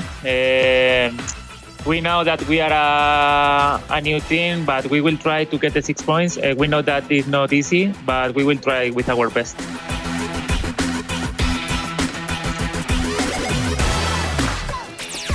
Well, here we go. Then Manchester United up against Celtic, two of the biggest teams in the UK, of course, and going up against each other here in the eFootball.Pro season. We're nearly ready to get into the game already, Harry. Of course, our team is ready and raring to go. The action is non-stop here. But what are we expecting out of this game? Of course, Manchester United, you would say, are probably the favourites here. Do we expect them to turn Celtic over here, and do we expect them to do it pretty convincingly? I think Eldridge, we heard from him there, the Manchester United man. I think he summed it up perfectly. I think he knows that this isn't going to be the easiest matchup in the world. He knows that Celtic on Matchday 1 before the winter break had to go up against AS Monaco, who are a very tough team. And I think Eldridge himself said that they were unlucky not to come away with the points. So he knows not to overlook this Celtic team. And I think if you were looking at Manchester United's league position coming into Matchday 2 here, I mean, second in the league, they'd be very happy with that. 4 points after their performance last match day. I think they'll be looking for the maximum 6 points, as they always are here today against Celtic. Well, shooting from right to left will, of course, be the green and white hopes of Celtic. Manchester United in their home kit from left to right, of course. It should be an interesting game. A lot of experience on both sides of the pitch, and it's going to be interesting to see if Manchester United can do anything with this attack at the beginning. Rashford now to Pogba, to Eldridge O'Neill, into goal to Cavani, and my goodness me, how easy is that from Cams? 1-0 to Manchester United. We barely had time to blink in their 1-0 to the good. Celtic need to come back very, very quickly here. We're just done introducing the teams and the lineups, and as you said, Cams on the left-hand side of your screen there, representing Manchester United. Edison Cavani, I mean, 6 yards, he's never going to miss. And Celtic, I think, defensively will be very disappointed with how they've let that happen. Well done to Cams, though. His first goal of the season in the opening minutes here against Celtic. It's certainly going to be something he hopes to repeat going throughout the season, and hopefully for him, many more to come. But every one of Manchester United now have opened their goal scoring account. Cams with the early goal. Joshua now is going to find the pass through to Umbi, but Patanegra can't get anything going. And oh my goodness me, Eldridge O'Neill has broken down this left-hand side with Martial. Goes back towards Ospritz, and now Cams looking for the pass inside. Eldridge, 1-2, inside. Oh, it's such good football, just offside. I don't think that's the pass they want. I think he wanted that back to Cavani. It looks like really, really good football being played by Manchester United already, though. Eldridge at the heart of that.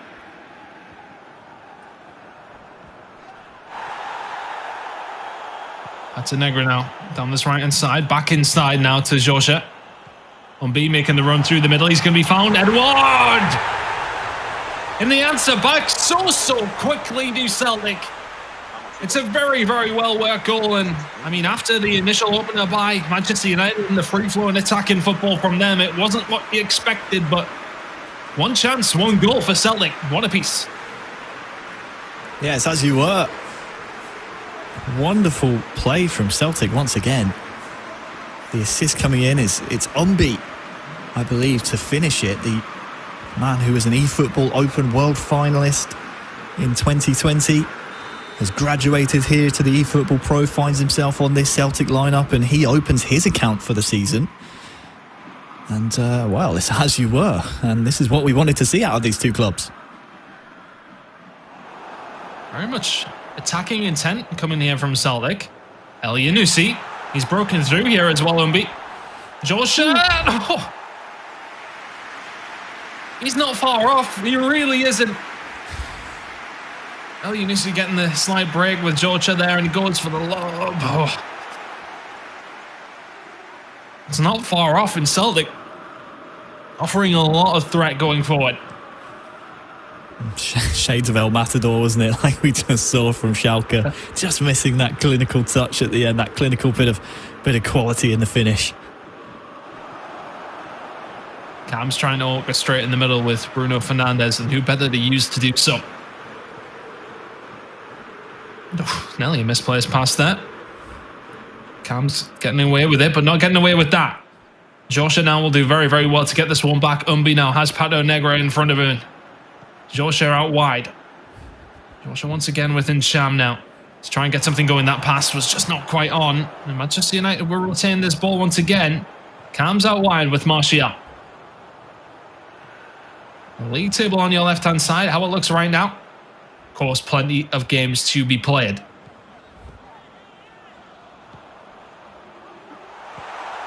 Cam's in the middle now. He's going to find Cavani again now. George O'Neill can't quite get it away. But Cavani seems to be the main outlet here, Harry. It seems to be who Manchester United are looking for consistently. It's really nice build-up play, isn't it, in the final third from United. Like you say, Cavani seems to be the man that when they see him in that little pocket of space, they know there's quick combinations of passes to be played. All dealt with defensively this time from Manchester United, but it is certainly shaping up nicely this game. Back and forth. It seems to be a lot of room for a lot of the players. Joshua now. Oh, the silky feet with Scott Brown. Of all people. McTominay will clear this one away. Eldred O'Neill battering this one forward. It's going to be Manchester United who end up with the ball. Marcus Rashford under control by Cams. O'Neill now with Cavani. Oh, it's a great ball. And across as well. Surely Manchester United put this one away. How has that one not found its way back into the back of the net? So well worked until that final pass, and now Celtic will survive and potentially counter-attack yet.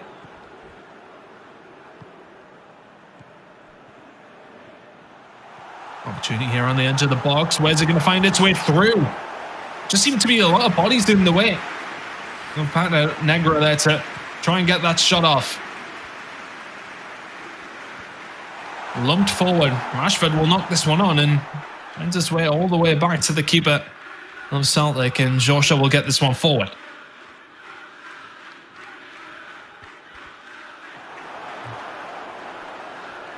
Nusi now picking up the loose ball. So Joshua tries to get things going. The game's slowing down a little bit now.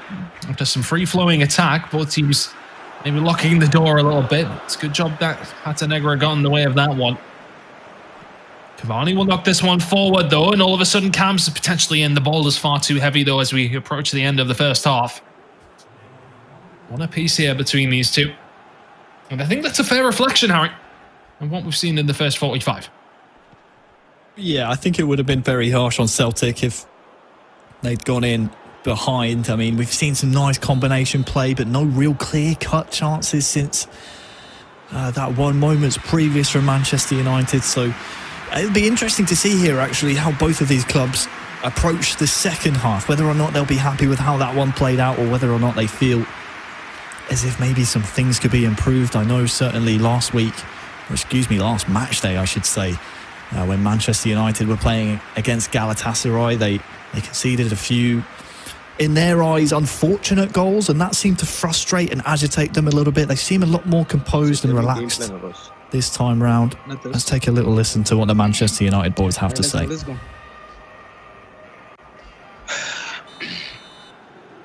So there we go. A little bit of team talk at the half. A very, very even game. Manchester United, can they have the start to this half that they did in the first? That will be an immediate foul. I believe it was Umbi. Manchester United now looking probably to take this one short. The highest of possible lines from Celtic, of course, and that may actually not work out for them, as it's going to be Martial under the control of Cams now to try and get something going. Oistra pushed down the left-hand side, couldn't quite orchestrate, but O'Neill now to Cams.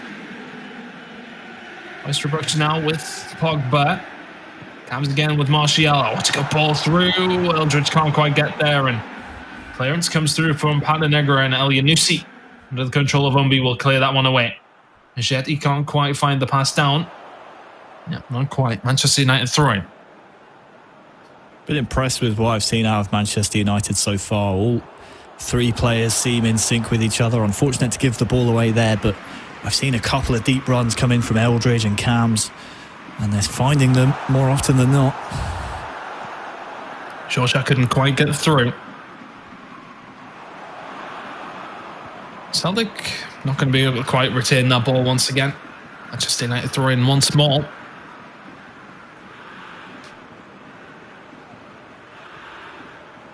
Eldridge now to Cams. To Ostrobich and back to Eldridge O'Neill with Rashford. Can't quite control. Some sloppy football from both teams here.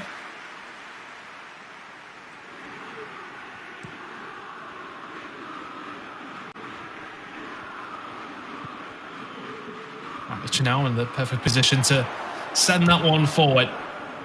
Ostrobich looking for the run of O'Neill.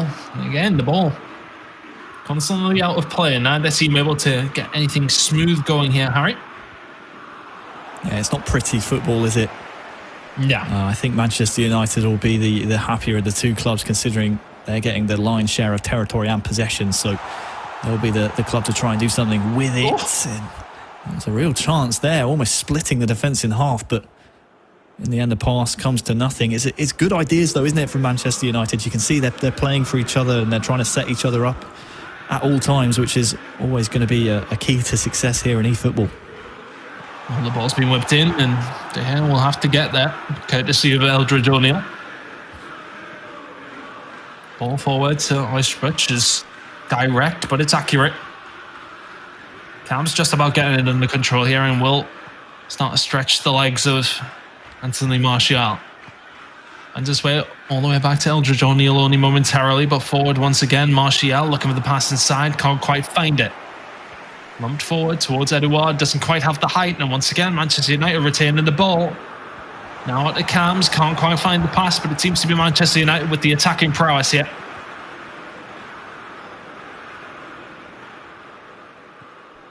Celtic win it back high up the pitch here.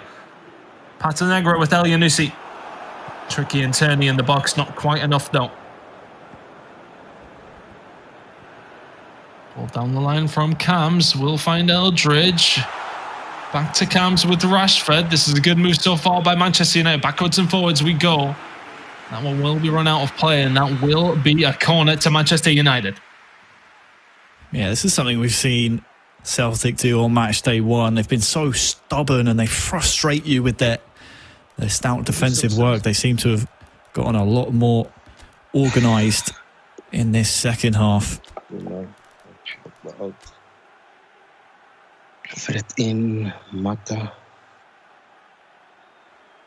Greenwood. Marshall out. Oh my days. Changes coming through for both teams here. Yeah, again though, Chris, you just heard a little bit of frustration, didn't you, there from the Manchester United boys when they were making their substitutions. Can't tell if they're frustrated at the team that they're playing or at each other for not being able to break them down, but either way, it seemed a little muted and, well, at least not as angry as they were on Matchday 1. That's a plus, I suppose, to take from it, but certainly frustrated by this Celtic team. Hasn't been pretty to watch, as you mentioned. The ball will be whipped in towards the front post, as we so often see. Yeah, counter-attacking opportunity here for Celtic, but well defended by Manchester United. I do believe that was Cams who got in the way of that one. This time around, Mb now does have Jorge on his left-hand side. And will surely use him, he does. Jorge now, what can he do with this ball? Absolutely nothing. McTominay and Eldridge O'Neill getting in the way of that one. Potential counter-attack here. Eldridge up out wide with Rashford. Finds the pass inside towards Cavani. Ostrobich can't quite find Cams though with that final pass. But Manchester United will just about let that one go actually. 77 minutes gone. More changes afoot. Yeah, it's time to go, isn't it, for both of these clubs? I'm trying to think which of the two teams would be happy with the point. I would argue that Celtic have defended well, and it would be more of a point earned for them than 2 points dropped, and the vice versa for Manchester United.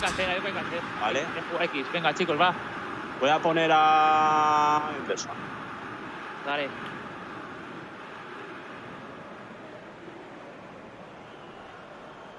Not a great deal changed.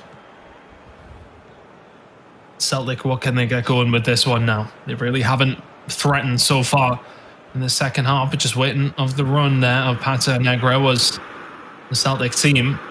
Once again, no. Pata Negra on the outside, or was the dummy there intentionally? I'm not quite sure, but Joshua trying to get something going here for his team. Celtic unable to get the ball back. Eldridge will play this one forward to himself with Juan Mata. Does have a run here from the outside from Oysterbuch, and now Eldridge on the edge of the box with Mata finds Oysterbuch once again. The strike across goal from Cavani. It's not far, and it was well built up by Manchester United.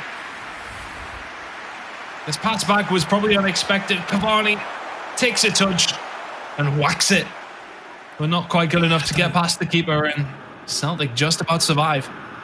Don't think you can blame Oysterbuch for taking that chance. They've been feeding on scraps, haven't they, Manchester United, most of this second half. And, well, he's won 2 best goal winners last season, or best goal awards, I should say, did Oysterbuch, and that may well have been the goal of the match day right there as well, if that had found the roof of the net. Oh, Celtic were in there if it wasn't for some good defensive works from Oysterbuch once again. Another pause coming through here in the 87th minute.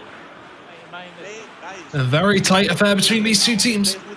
Support. Easy pass, okay? Easy pass.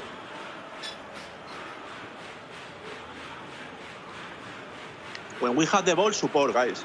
Yeah. Con la X, fast with X. Yes. Vamos. Seems to be a lot more vocal on the Celtic side, doesn't it? Yeah, you heard Pata Negra there say, easy pass. When we get the ball, quick with the ball. That's the message now for Celtic. You don't want to give the ball away in these very crucial final moments of the match, and they've done just that here, Chris. Counter for Manchester United. Eldridge O'Neill is now going to find Cams out wide. Greenwood under his disposal. Oh, looking for the pass inside. Can't quite find it. It's going to be cleared by Umbi. And Umbi will get this one away actually to Joshua. He said simple passes. That was one of them. Pata Negra now. He'll play this back inside. Surely does so. Umbi looking for the pass and looking for the run. Joshua had made it but couldn't quite squeeze it through. And that will be game number 1. There was a flurry of goals in the first 13 minutes, but since then, very little action to write home about. 1 apiece, and both teams will take 1 point away from this first game.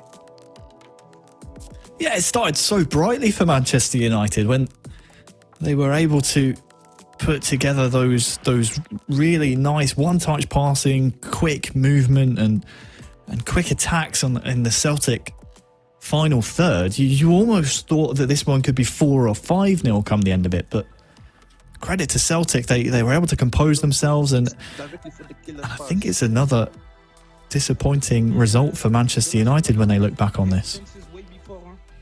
Yeah, don't focus on whoa. Hay que grabarlo, ¿no? Sí, tú grábalo. Tú y un B. Tienes que grabarlo. Conversations between the teammates here. Sí, ya lo enseño ya. So we're about to start into game number 2.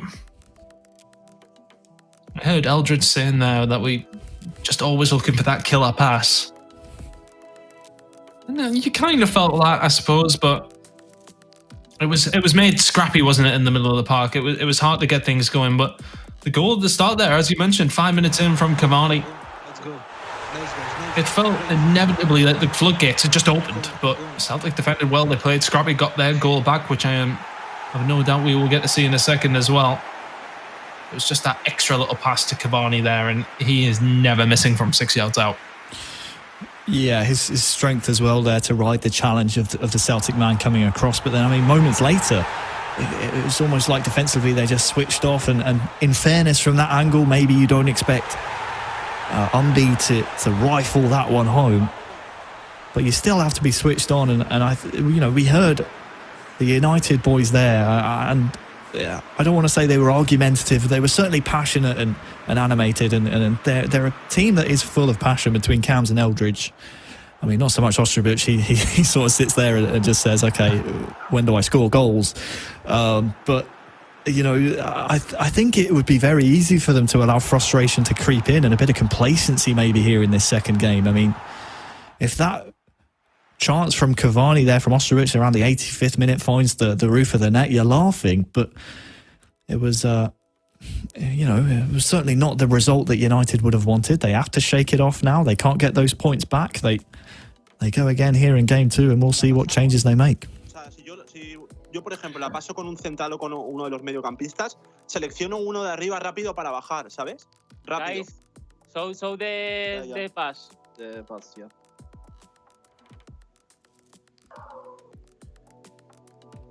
Vale. Discussion from the Celtic players as well as a dog in the background. I'm well aware of what that's like.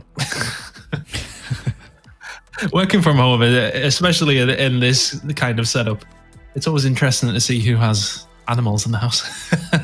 I've only recently had to put up with that in the past couple of months. I remember on one of the match days after AS Monaco won, Uzmakabeel came along with a shirt with the number on the back. I can't remember for the life of me what the number was or even what the name was on the back of the shirt, but he said it was for his dog.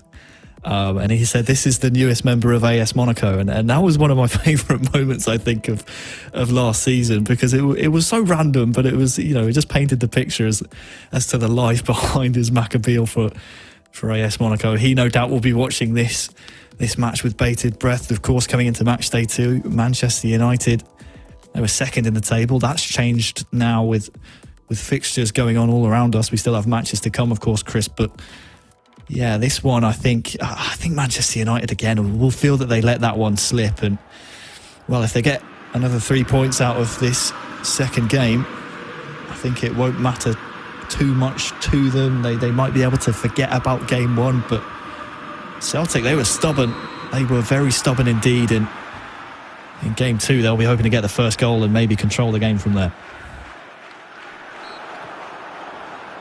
They will draw a foul the minute in the final third of the pitch. So maybe another quick goal here. I wonder. Patanegra making the run towards the front. It will eventually find its way to Jolcha. Back to Patanegra. Ball whipped in towards Rogic. Jolcha was there to control, but Manchester United will get their first couple of passes on the ball in this second game of match day number 2 here at the eFootball.Pro season. Into 2021 we go. After a long winter break, Manchester United now on the attack. This will be their throw. 4 minutes gone. I wonder if they can get another goal within the first 5 minutes here. Andrew O'Neill, all driven in by Pogba, but easily dealt with. And I tell you what, Celtic got men over here. Can this one be taken quickly? Umbi getting this one forward. The run's not quite there. Patanegra now. They're just inviting trouble. You felt as if Celtic had a potential opportunity to counter-attack that. Yeah, not willing to take too many risks as Celtic. I'll come back to that point in a minute, though, as they're coming forward. Josh out on the edge of the box, driven in, but Maguire choosing to play with that. Eldridge maybe playing with fire a little bit, but Celtic retain the ball once again. Yeah, they'd like to play very safe to Celtic. It's something I've noticed here, Chris. And we see a long ball here. That knockdown won't be too successful, but here's a chance. Josh whipping this one in. Edouard was there, and Umbi couldn't quite get a hold of it. Patanegra now. And Bailly will defend this one well. Cams will defend that one very well. Eldridge O'Neill now has the run of Cams out wide. Rashford not able to quite get on the ball here. It's been a scrappy start once again, but Celtic probably with the better of it, but that's going to be given away. This one's going to be put into the box, but Duffy will clear that one. Jolcha getting his defensive duties done. Very stretched initially here in the first 17 minutes or so, Harry. Cavani. It's now Rashford under the control of Eldridge O'Neill. Ultrabridge inside the box. Can't get through. As said, just very stubborn from Celtic once again. They get hold of the ball. Simple passes is what they said in the first game. Can they find any of those? Not quite. The defensive work by O'Neill once again. Ultrabridge now. Moves this one forward to Eldridge O'Neill, to Cam. Can he break through? Can he squeeze through? Not quite. And Umbi will get the ball for Celtic after a frantic few minutes of play. Cams there, I think, hoping Cavani maybe might just bundle the ball through to get a chance around the 6-yard box. But yeah, this is a very end-to-end game. Butch now into Cams. To Eldridge. Can't quite get anything going there. Montenegro now will break this one away. A lot of Manchester United players having to sprint back, but they have the numbers they need. Is Eduardo on side? And is Georgia on side? Yes, he is. Opportunity here. He couldn't quite pull the trigger at Montenegro. The first touch not necessarily as well thought out as he would have liked, but the ball driven in was strong. Now Cams back to Eldridge in the middle. Good ball through. Cams, what can he find? Oh, it's going to surely be a goal, and it's eventually put through. Oistrovich will find it, and it will be Pogba to put Manchester United up 1-0 in this game. But can they hold on this time round? Yeah, a bit of relief there for the Manchester club. It is not Bayern München, don't worry, don't adjust your sets. It is Manchester United who score the goal. It's Oistrovich, as you say. In and around again, that lethal area where it's almost more difficult to miss, isn't it? The vision to play the pass, I believe it's from Cams inside to the young Polishman, Oistrovich, representing Manchester United, of course, opening the scoring here. That's his second of the season, I believe. He'll be hoping to end the season on many more than that, but we'll be hoping to end this game on many more than that as well, Chris. Absolutely. It's a second goal. 32 minutes gone. Can Celtic answer back? It's a good tackle by Eldridge, though, and Rashford will be able to stretch his legs here down the right-hand side. Ball back inside. Cams now. Oh, it's a good clip ball through. Oistrovich just doesn't quite have the legs to get on the end of it. That'll be cleared away by Georgia. That was a big opportunity. Maybe something here for Celtic to hold on to. Not quite good defensive work by Manchester United. Looking a lot better from them here.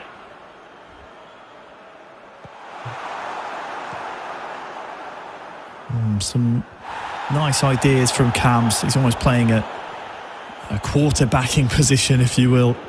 Point guard, whatever you want to call it. He's orchestrating the play here for Manchester United in the middle of the pitch. He's sending players on runs, and here comes Oistrovich. Oh.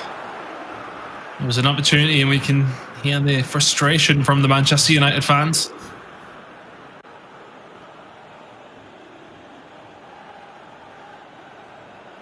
Throw in to be taken. Expecting this to go to Cams here. McTominay. We'll get the ball back from Bruno Fernandes, looking for the pass in. Oh. It's always that killer ball that Eldridge said they were maybe looking for a little bit too much, but maybe a counter-attacking opportunity for Celtic here. Playing that one a little bit loosely, and it will be lumped forward. Celtic will get the ball back and have another opportunity at it, but that was maybe a gilt-edged one to try and get an attack going, and pass is just not there. It's been sloppy from Celtic in this first half of game number 2. Yeah, I'll tell you what, Cams is playing very well. Not only in an attacking sense, but also defensively to prevent any of the Celtic attacks to happen. That one's a bit optimistic, though, I think, as we will enter the half. I'm trying to think what I would change for both teams. I would put myself in either club's shoes. I'm not really sure in terms of personnel, tactics-wise, what I really would change. Because, I mean, Celtic, they're getting, I say chances. I mean, they haven't had a shot so far in the first half of here in game number 2. But they're getting the ball on the counter, and it's not like they're not getting the bodies forward. It's just a little lackluster when they do get the ball. 45 minutes remaining between these two in game number 2. A 1-1 draw in the first. It hasn't been a high-scoring affair. Can Celtic get something going here? They're the ones that need to find a goal. You'd imagine after a few minutes, if we don't get any changes, we will expect tactical changes. Montenegro here, though. Oh, this is good football. Umbi tries to drive it across, but Bailly and Oistrovich will be in the right position. And Cams will now get this one away from Manchester United as Eldridge O'Neill with Bruno Fernandes. Can't get anything going, loses the ball. Celtic play this one forward. Oh, once again, it's just misplaced passes. It's not quite accurate enough from the Celtic side. Nelly once again misplacing it, but Patanegra looking for the ball. The Georgia can't quite find it.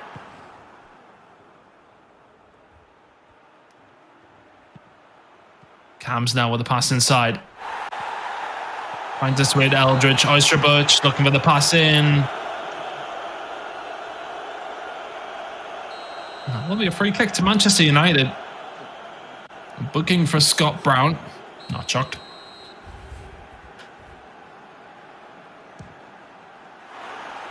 Oof. Looks as if he's actually went for goal there, has Cams, and that's quite wayward. Yeah, it's one of those, I think, Chris, where you're expecting the keeper maybe to shift across to his near side, but it doesn't matter. It was very high over the goal, and it didn't really trouble anything. We'll pass out to Umbi there, but just not able to do anything with it. Cams now will play this one forward. Oysterbuch looking for the run of Cams once again. Patanegra will pick this one up. We're about to head into the 60th minute or so of this game. Is that another foul? Looks that way. Celtic get this one forward. And they need to. Not too long left to go. 30 minutes of in-game time.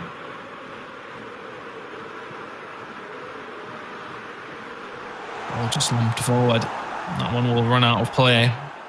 Has to be said, it's been uninspiring so far, the second half.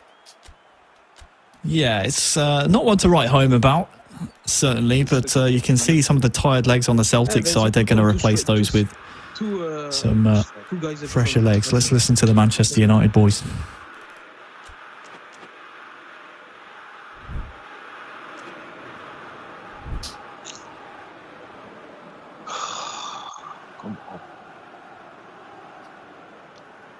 Put maybe Gallo in the middle.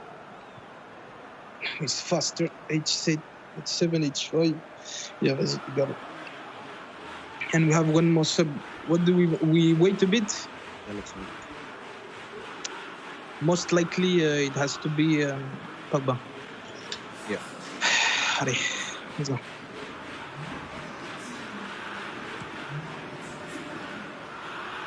Encouragement coming in here from Cams. Greenwood will lump this one forward. I tell you what, it's a good run by Eldridge. The keeper's going to come screaming out and just about get there if you're Joshua. Lumped forward as well. Not going to find its way through. Celtic just don't seem to have many ideas going forward. Oysterbuch looks for the run of Eldridge. Squared it back. Eldridge's got the ball with Bruno Fernandes in the box, trying to work his way through. So many men from Celtic are back. This one will be cleared away. Patanegra inside to Georgia. Back out to Patanegra. This is good football by Celtic. Look at the run here from Georgia. Does he have men in support? The ball just maybe overhand. Just a touch for him to be able to get that in quickly. Elyounoussi can't find the ball there. Can Patanegra? It was the right idea, but it just seems to be slightly looser, slightly too far from Celtic nearly every time. And Cams has made this run through with a Gallo. Eldridge is there, as is Oysterbuch. Bruno Fernandes now looking towards the back post. What a ball that is! Oh my god! It's nearly turned into his own net from the Celtic man. Oysterbuch unfazed. It was nearly a fantastic goal, but Eldridge will whip in this corner. Oh, it's nearly played its way through. Look at this result in a Celtic counter-attack here. No. No, it can't. Celtic have been pretty uninspiring going forward, I feel. Oh, there you go, the pass through now for Oysterbuch. Surely, can this one be put away? Oh, Cams. Oh, you had to put your house on him scoring. Oh, you don't get many more opportunities as good as this. Fair play, he had a defender covering the far post, I guess you want to say, but it doesn't matter. He went for the near post. He just didn't get it on target. Make the keeper work there. Make him parry it. Make him force a corner.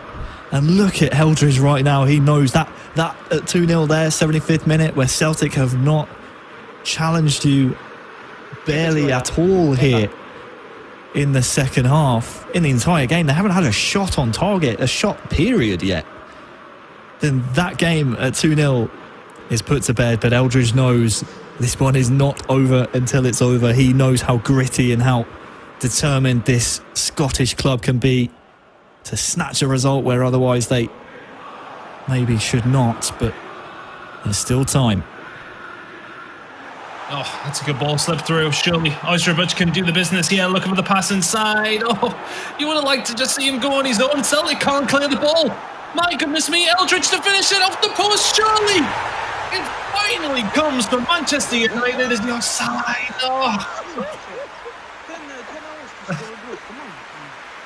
Ahí, Pata, aunque se ponga un metro delante, hay que pegar cebollazo porque... Pero si estoy solo... Si pega jaleo. No, estoy solo. The inquiry starts. Who's to blame here? Is it a goal? It is a goal. I thought it might have been offside by the Manchester United players, but there you go, 2-0. Doesn't matter how you get it. I believe, I didn't see in all the frantic confusion, but I believe it's Oysterbuch once again fed by cams. In fact, it is Oysterbuch getting the rebound from the Eldridge shot. And look at the relief from Eldridge. The wipe of the brow from cams. It says it all. These types of games are so dangerous where you know at 1-0, at any point the other team can come across and just snatch victory away from you. That one surely now, Chris, puts this one to bed. Oh, you would think so with the way that Celtic have been attacking. That this one should be done. Cams will calmly deal with this one, and Oysterbuch out to Eldridge now. Feels as if a third might be coming. Oh, Eldridge forward now to Cams.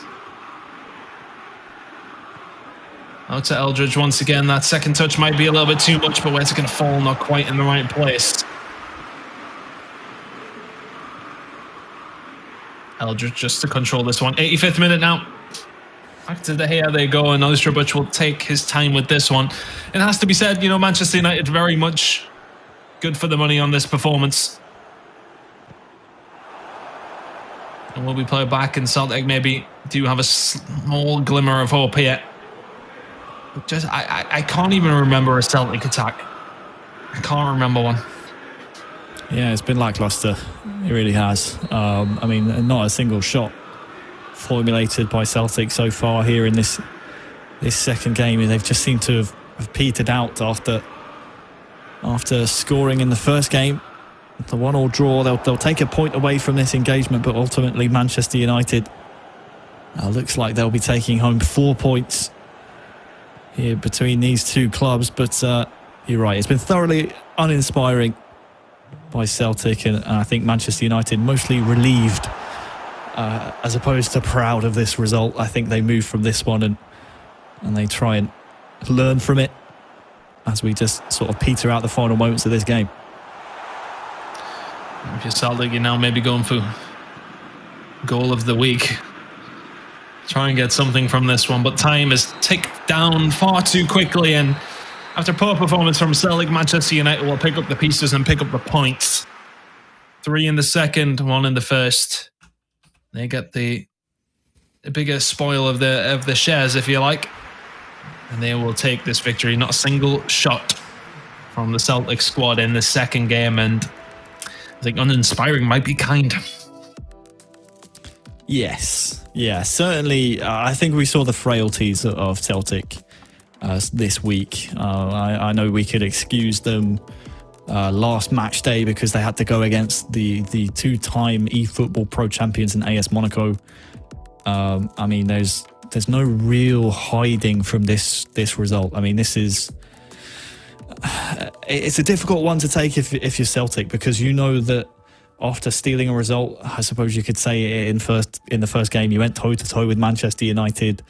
you take a point, you try and build from that in game 2. And unfortunately, we just did not see anything from them in terms of an attack. I mean, I'm guaranteed most of these highlights are going to be Manchester United attacking the Celtic goalkeeper, and it's not something that you want to see.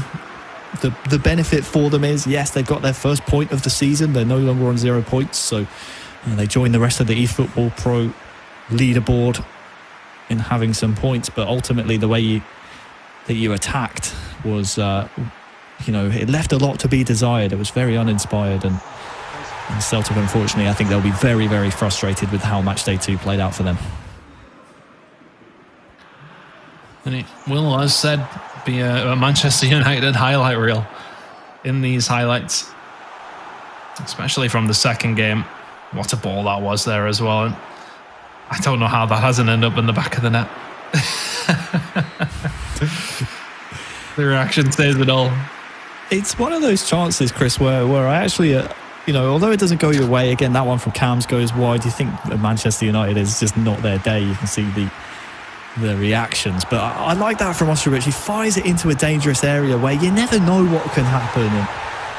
And in the end, United get their just rewards. It's Greenwood being controlled by Ostrovic, and it's not real. It's no celebrations, is it? It's relief.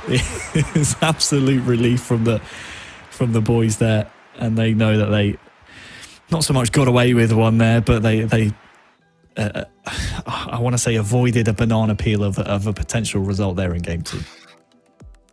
I mean, just about avoided it, has to be said. I think if you're Manchester United there, you are happy with the points, but also probably a little bit like, oh, we could have done a lot better. But I think a team who will be disappointed with that one are Celtic. Harry, you have an interview with them right now. Yeah, let's do it. Let's talk to the Celtic boys. Horcha, first and foremost, my friend, can you hear me? Yes, I can hear you. Okay, that's good. We've always got to check, my friend. 1-1 and then 2-0 against Manchester United. Ultimately, I imagine you're disappointed. Talk me through those two games and what went wrong for you guys. Yes, we are very disappointed. To be honest, we don't play good in the second game. We were playing so defensive, and I think that we have to play more offensive, and we have quality for that. The first game we played good. The first half, but the second half also I don't like our game. But the second game, in my opinion, was very bad, and nothing more. We have to try to improve our errors, and it's not other way. We have to train, and the results come here. Well, you have 2 weeks now before your next match day, and then you play against Bayern Munich. It's a tough game, isn't it? How do you prepare for that one? Bayern Munich, in our opinion, is the best team at the moment in the league.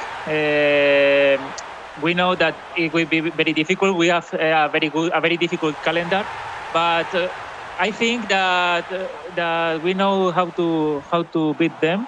So we have to prepare this and give our best. Awesome. Horcha, thanks so much for your time. Of course, Umbi and Patanegra as well. Thanks for playing today. We'll see you again on match day 3. Thanks, guys. Thank you, Harry. And then we go. Celtic disappointed, aren't they? Disappointed, it seems, Harry. But somebody who probably won't be disappointed with the 4 points will be Manchester United. You're going to speak to the players now.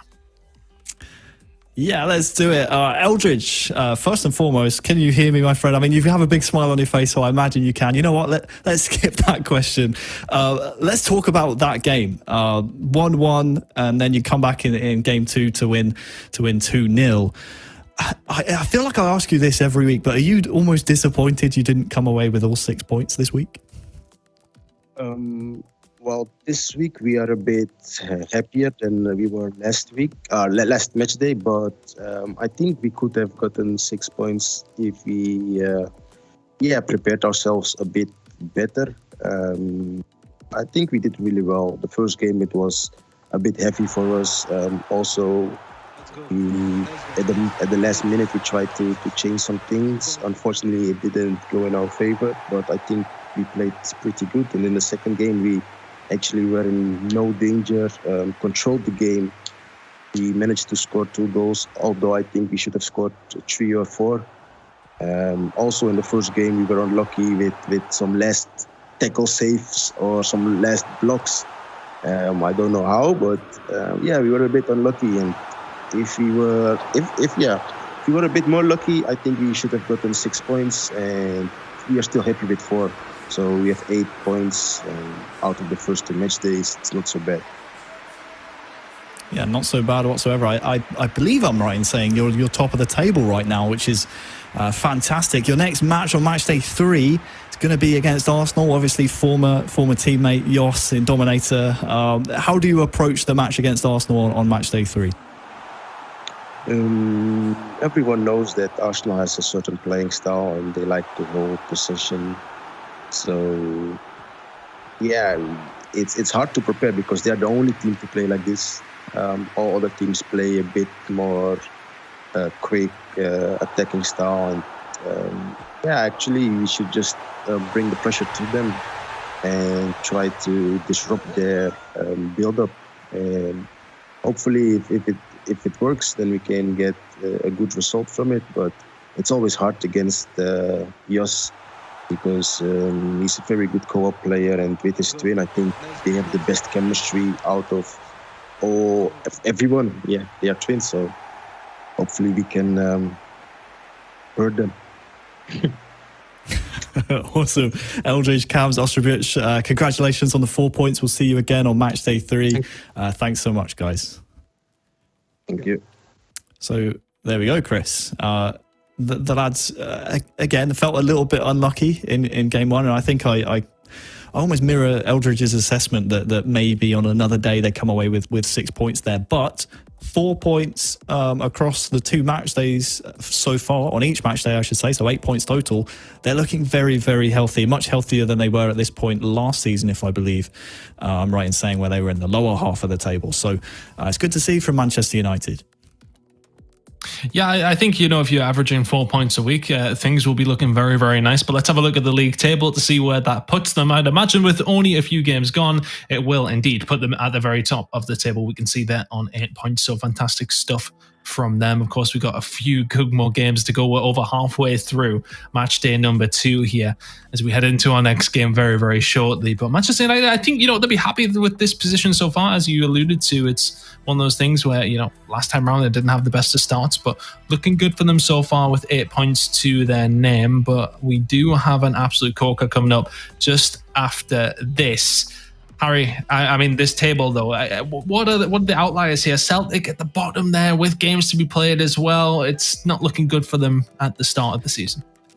Yeah, disappointing from Celtic so far, you have to say. What's interesting for me is seeing Schalke right now in second place, still with a game to play against Bayern München, which obviously we will see the rematch towards the end of the stream after the first game between those two clubs.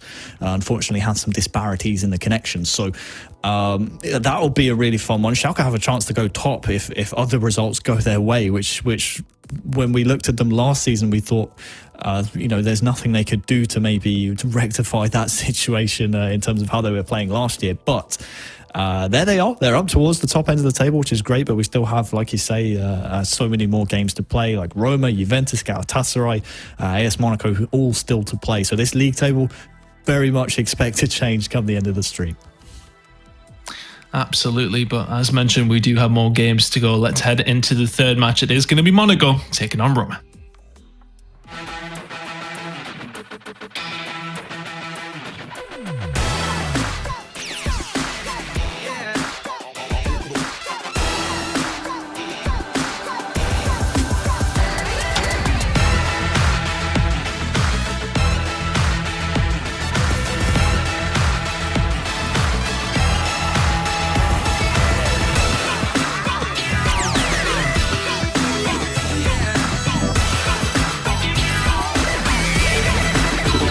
Monaco is first favorite for the title, but we're expecting to play good, and we're training a lot this 1 month, this pause, and I think we are ready. It'll be a very tough game, but I believe in my guys, and I think we can do good tomorrow.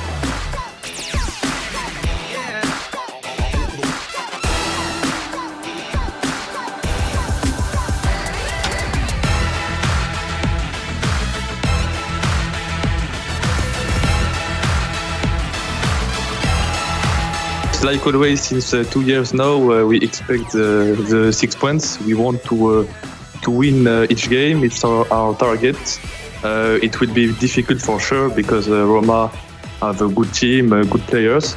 But we want to keep the first position like the last match day, and we will try to do our best for this.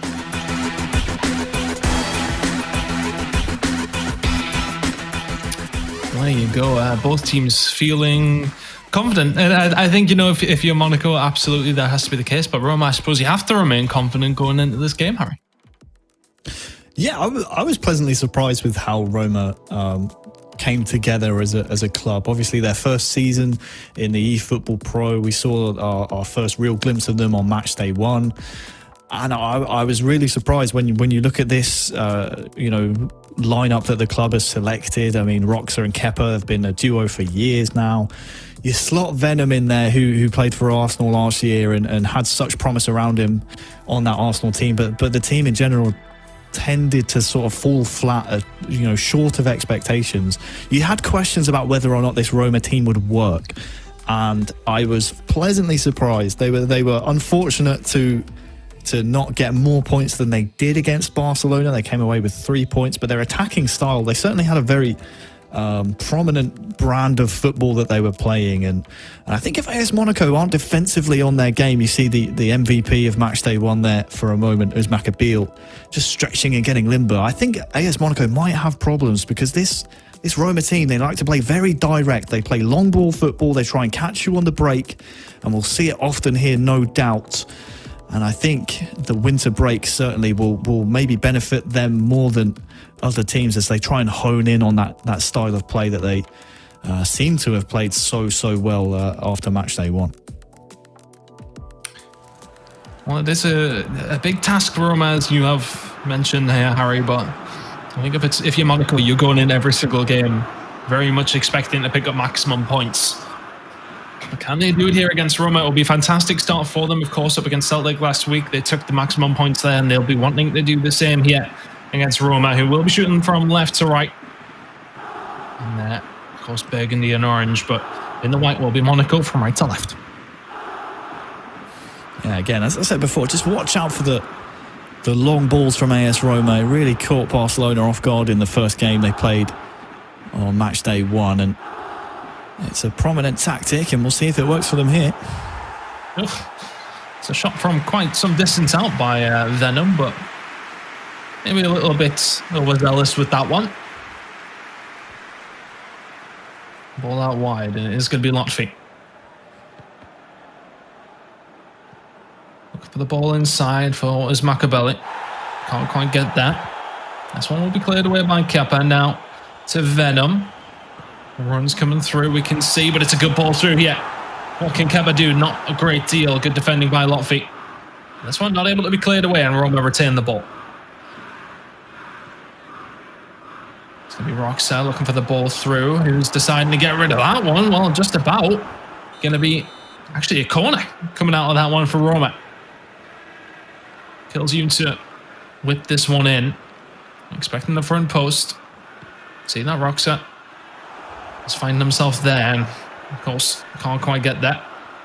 Venom now on the ball, can't quite get that one in as well. Good defending by Monaco so far.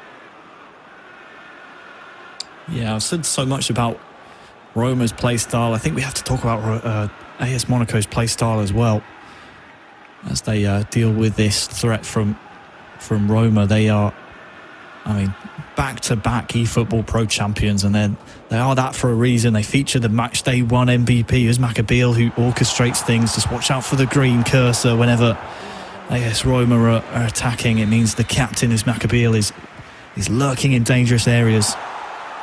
Oh, the ball's whipped in, and surely it's the first one. It's off the line. It's actually going to be Kepa who gets that.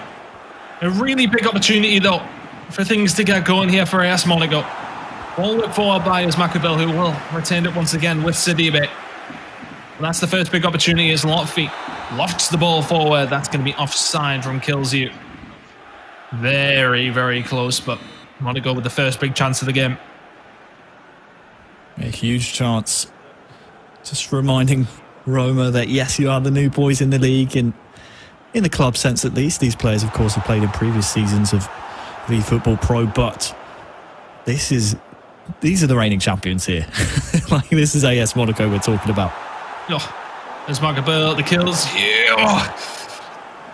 Doesn't quite find its way, and I do believe there's a deflection on the way, but the football is so good. It's a fantastic ball. It's a great run from Uzmakabel. The ball back. It is a deflection. One of the defenders, I believe, Kepa, getting in the way. And that will be a corner now to Monaco. Pressing the issue 20 minutes in here. Ball whipped in. It's going to be Uzmakabel there. Can't quite get it under control. That one will be cleared away. Still Monaco with the pressure.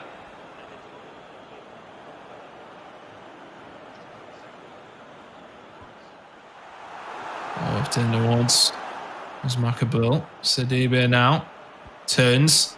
Good work, and then there's going to be Kills-You to try and get it across, but can't quite get it there. And that will be a goal kick. Yeah, opening 20 minutes, Chris. It's as I expected. Both clubs willing to attack, and I'd be surprised if we see so few goals as we saw in the previous match between United and Celtic. I expect there to be goals once this one opens up, and I may have jinxed it, but we never know. Oh my goodness!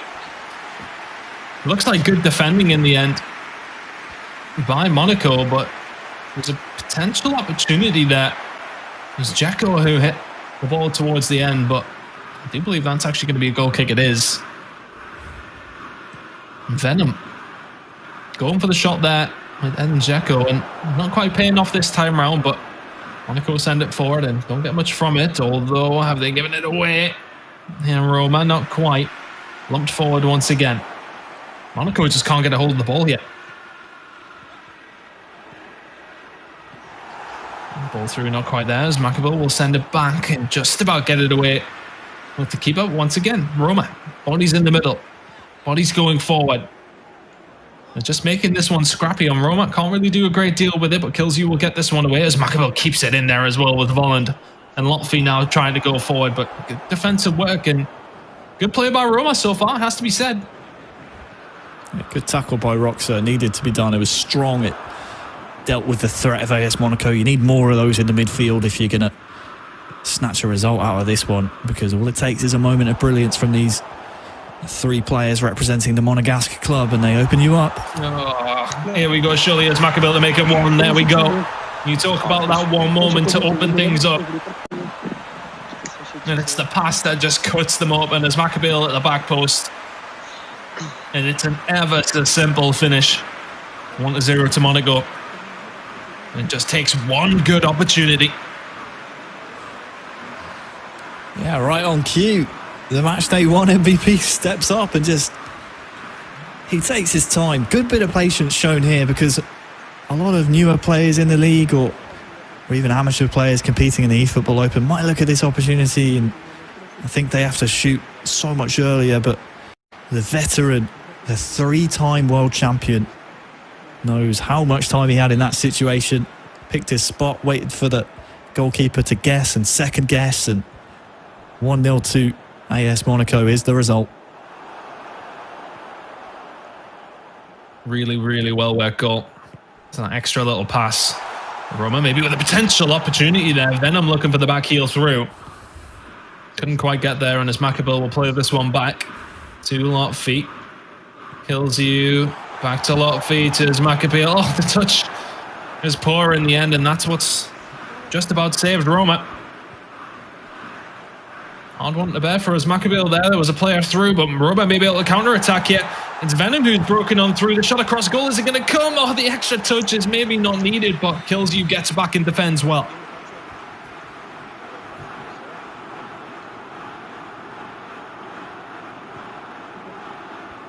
One whipped in towards the front post and then clipped on through. Surely this is a goal from Roma. How was that defended? It's still the chance continues. The ball pressed through. Is this one going to be cleared away? It is by Lotfi. My goodness, how have Roma not scored? Wow, that is so well orchestrated. But Monaco come up the other end. There's Maccabiel looking for the cross in.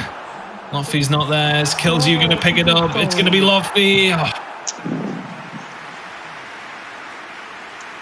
Just scuffed wide.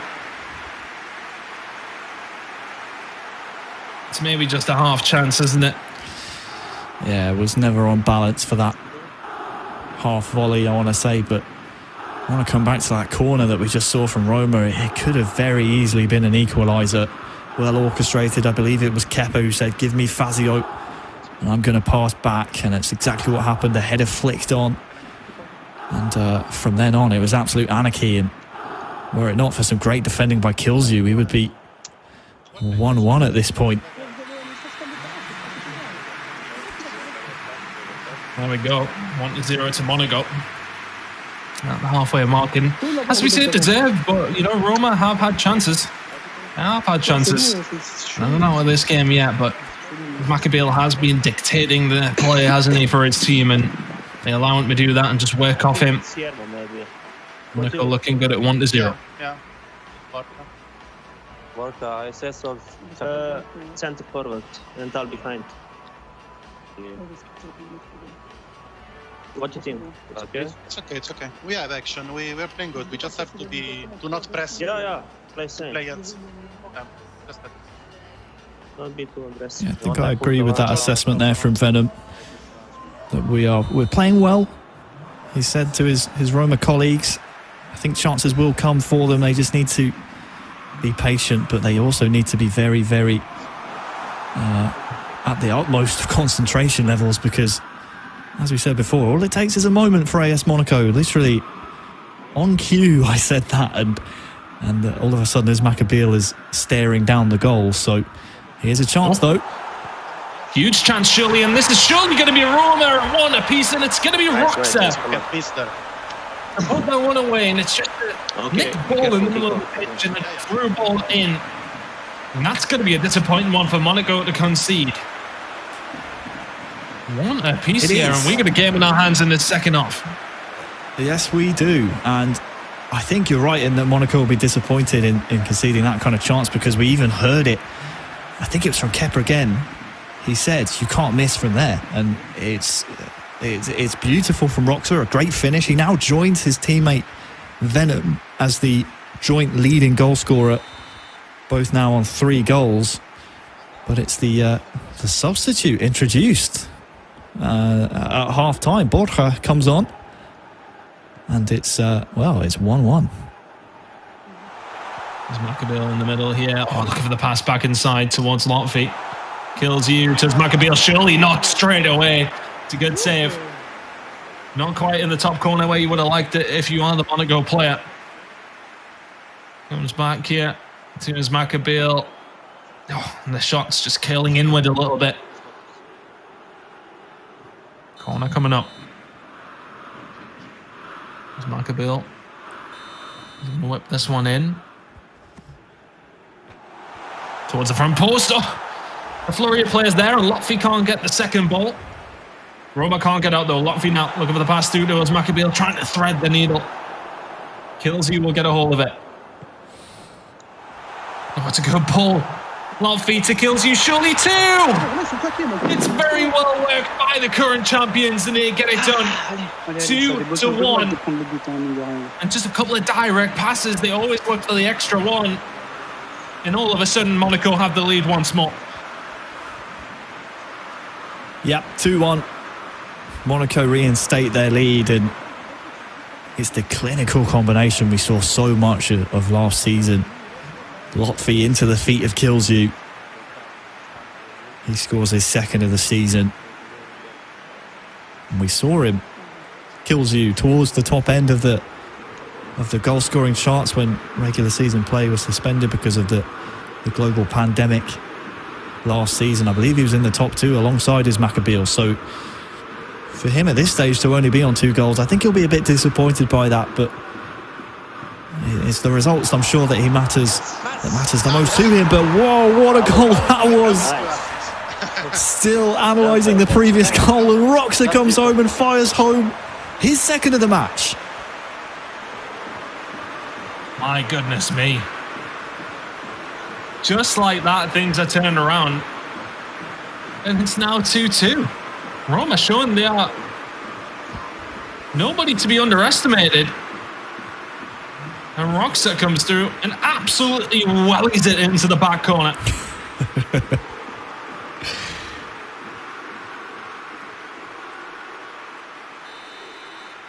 2 apiece.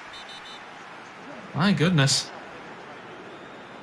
Yeah, I did think that this matchup had goals in it, and I'm glad I've not been disappointed. Because the way these two teams play, they like to play attacking football. They certainly have two distinct styles of football. And I tell you what, Roma could be in behind once again. Kepa there threatening to get in behind, but the 4th goal of the season for the captain Roxa. What a great return for him. Oh, the ball through is there. Kepa breaking through. Needs to be looking for the pass across the course to Dzeko. Can he line it up back to the inside? That's not the pass he would have wanted, surely. Venom still gets a hold of the ball. Big challenge coming in from Kepa. Roxa now looking for the ball in towards Kepa, and it's dealt with. And Maccabiel will get this one away. Kills you back to Maccabiel, who maybe does a little bit too much of it in the middle of the park there. Roma come again.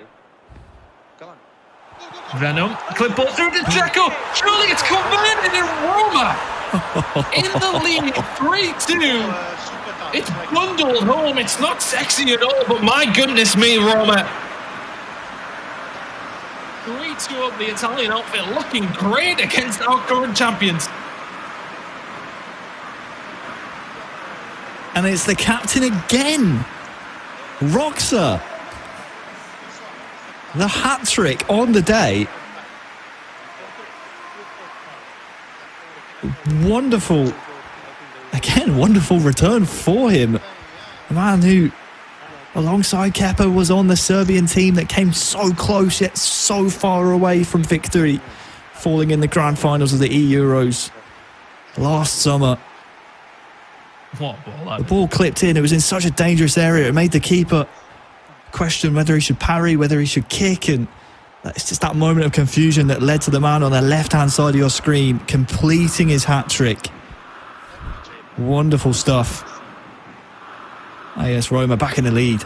We're in the lead for the first time, I should say. Just change with the right. No. Zaniolo or Mkhitaryan? It's terrible. What do you think? Zaniolo or Mkhitaryan? For who? Or Tal? I think Tal is good, bro. Leave it. But he is down with energy. So Zaniolo. Okay. And Pellegrini, Cristante, Pellegrini. Maybe you can put Podgoriano for Pellegrini. Yeah, I want the same. Or Veretout. I think Pellegrini is good. Just to check stamina. Okay. Stamina 89, 87. Okay. Kepa, what do you think? Veretout or Huh? I don't know. Veretout maybe. Because Veretout is good. But you put Podgoriano? Yeah. He's tough and he's strong.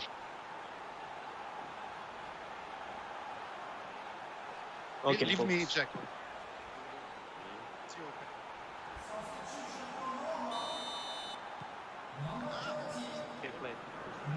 So here we go.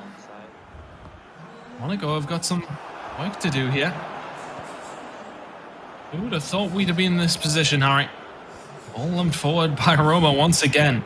Who will retain it? It will be Monaco. As Maccabiel now getting this one forward, looking for kills. You can't quite find it. That will be a corner.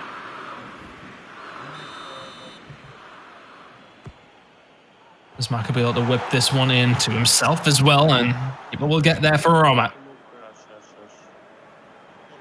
Roxa will slow this one down. Won't quite get that though, and this one will be played out. Kills you now. As it does, Maccabiel back to Kills you, looking for the ball at the back to as Maccabiel They play so quickly.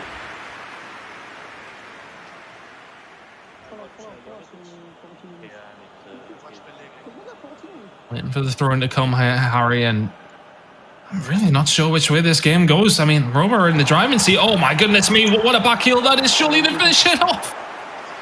Not quite enough room for Lotfi, but what a move by Monaco that was.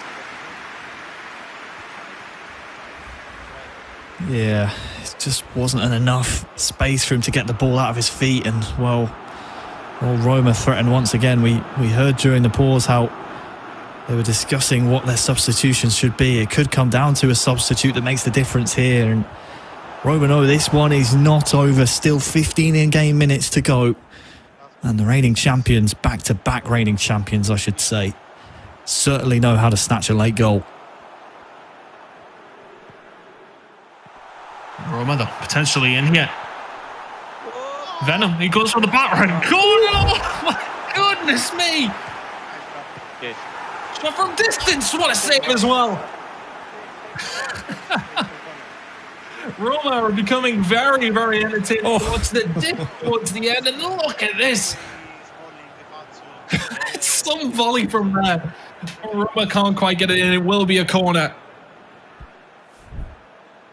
And a pause is going to come through.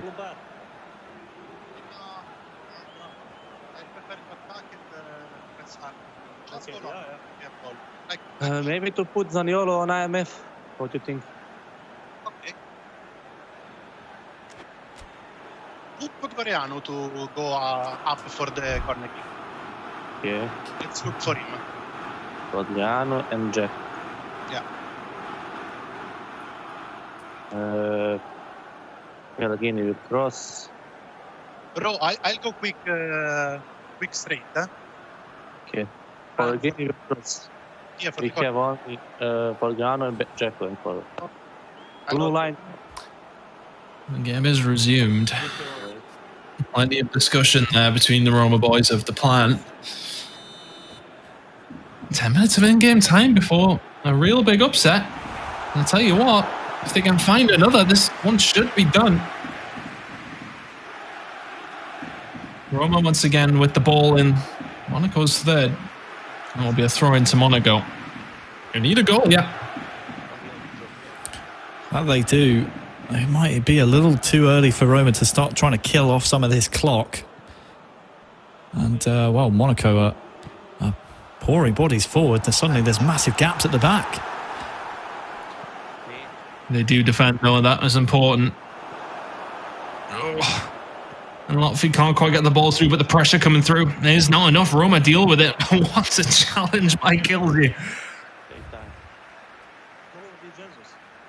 85 minutes gone.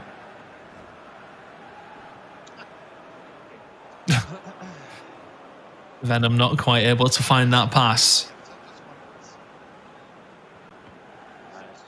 And this ball forward as Maccabil can't control it. It just hasn't really fallen for Monaco here. And they are really one of these teams who will go in every single game thinking themselves, we can win this one. But right now, it's not looking good, and it could be 4 here. The ball across is going to be able to be dealt with, but just about.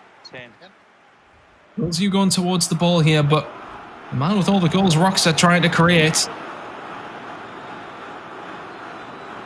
A free kick now for Roma. 89th minute.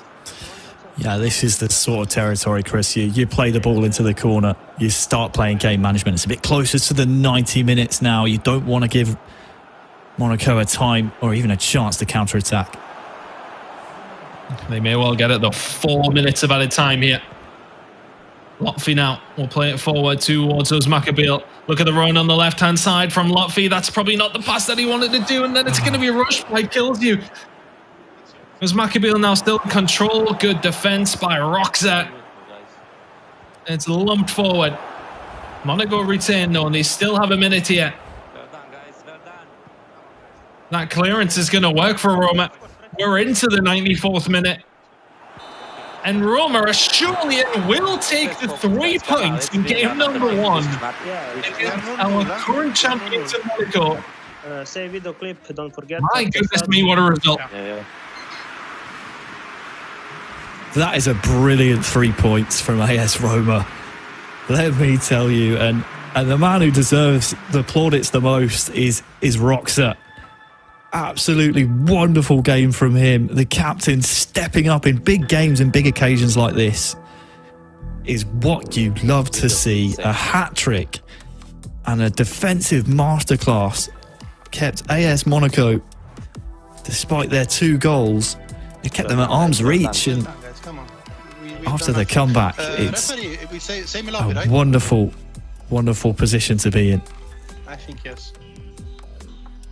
And if you are the Monaco team, though, you're going to be disappointed. That's your first loss of the season, your first dropped points of the season. And it has to be said, you know, Roma deserved it. It wasn't just a case of, you know, Monaco not taking their chances, etc. Roma had the chances and they took them. Yeah, I would agree. I wouldn't say this is a ginormous upset.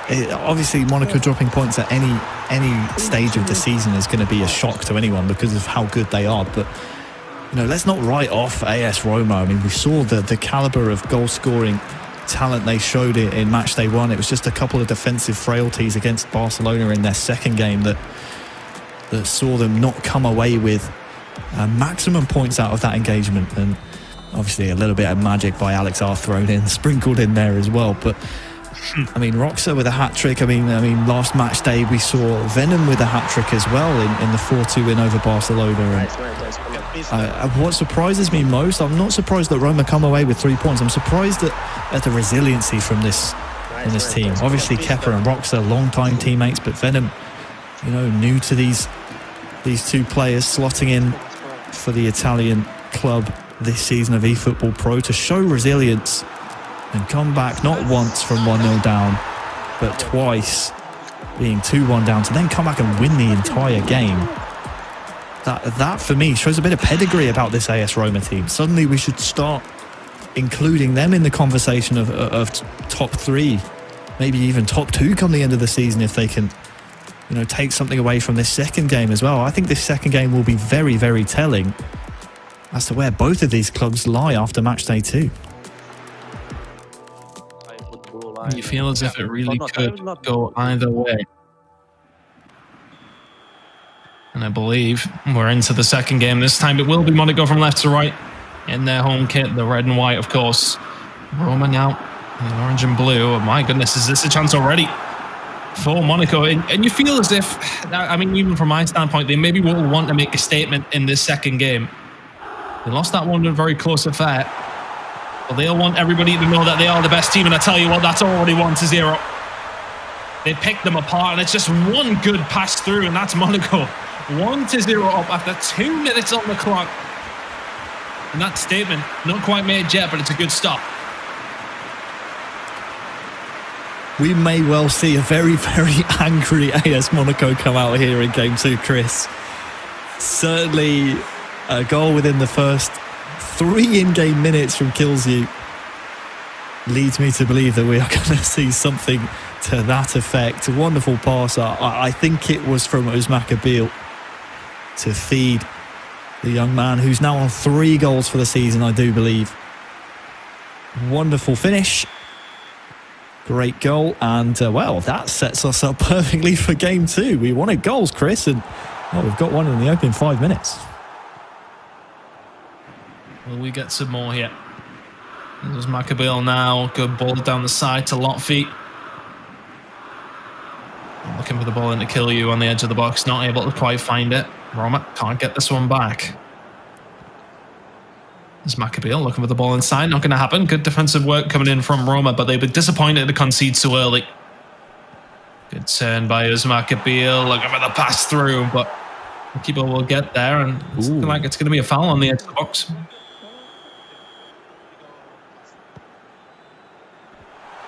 It's one clipped in. Lazio is there, thankfully, with the height, of course. But still, as Maccabil gets a hold of the ball here now. Was the ball looking through from Kilyu, but my God, the pressure from Monaco here, Harry. It's Maccabil once again through the lot feed. Can the ball be killed away? Not quite. Just about gets it away in the end. Counter-attacking opportunity, but once again, Monaco come fast. Pellegrini now. Does Maccabil. Back to his Maccabil, turns Pellegrini in the box. Can't quite get away. It's a good tackle in the end by Roxa. Is this ball going to get cleared away? It just feels as if Monaco are there to every single second ball. But eventually Roma will get this one out and they need to calm it down. Good ball out. Kepa now tries to clip it in. Corner ball. It's what I like to see out of Roma, going back to the game plan that worked out for them in match day 1. What I was talking to you about, these long balls. They're not afraid to spray the ball wide if they see a run in behind. Happy to try and let a player chase. No, it's just the face of the match. So. Change. I can't change now. But give me Jack. Give me Jack. Okay. Here we go. Corner to come in. Jacko at the front post, looking to flick it on. Will not get there. It's looking like Lotfi might, though. Not quite. Kills trying to defend, but it will be as Maccabil to get in the way. And here we go. Sidibe has got pace to burn. There's Maccabil inside. Got past the Lotfi. To Kills looking for the pass through to his Maccabil. It's a phenomenal move, and what a save that is by the Roma keeper. Look how well worked this is by Monaco. It's patient, and the passes are just accurate. The run from his Maccabil peels off the defender. It's got to do better. Yeah, it's Maccabil shooting with the outside of the boot, and that could have doubled their advantage. If it's a little bit closer to the corner, then maybe the keeper doesn't get there. He'll be disappointed.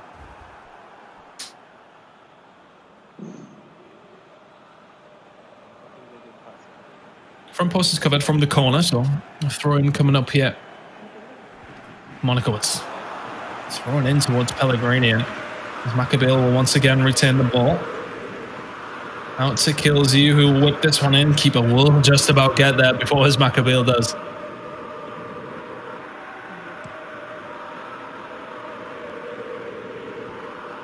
Launched upfield. Roma going to get on the end of this one? Not quite. Monaco seem a lot more in control of this game than they did in the first here, Harry, it feels.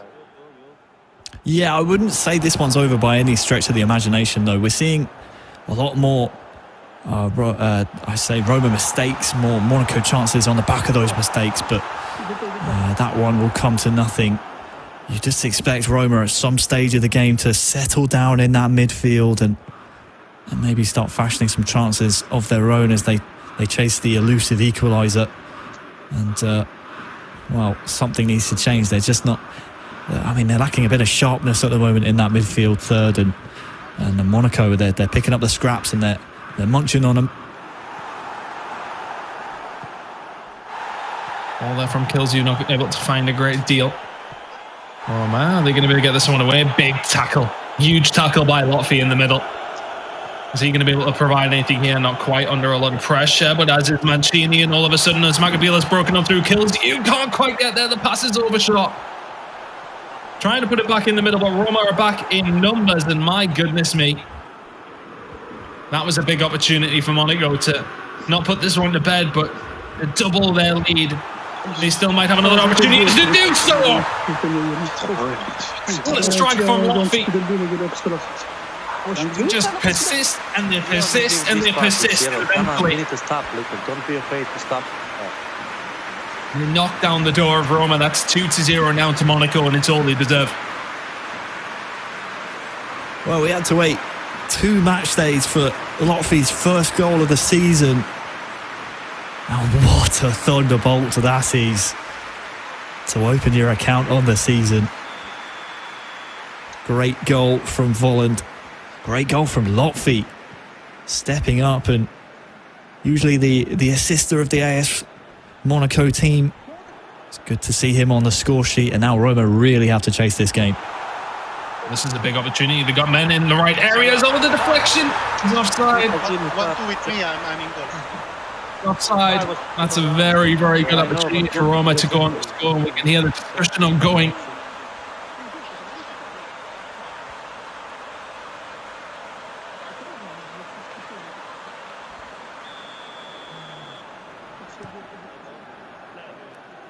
Some disappointment that the pass wasn't provided the second time of asking from one of the Roma players.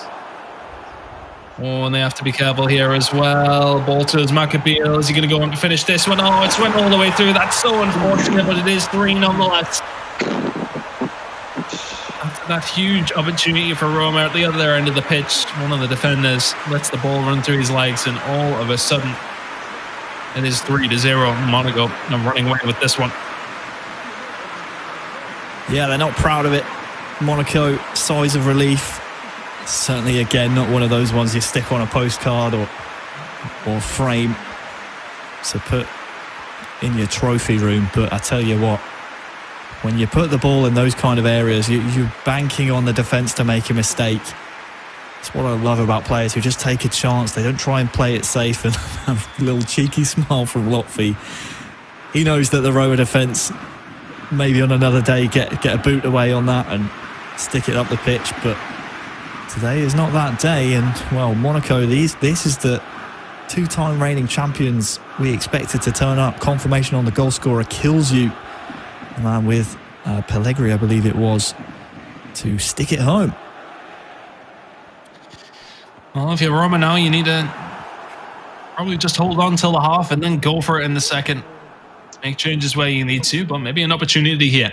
43 minutes gone. There is time for Roma to try and get some attacking going. It's a ball out here to the left-hand side to Rockstar. Can't quite get any further forward as Maccabiel defends well. And clears well as well.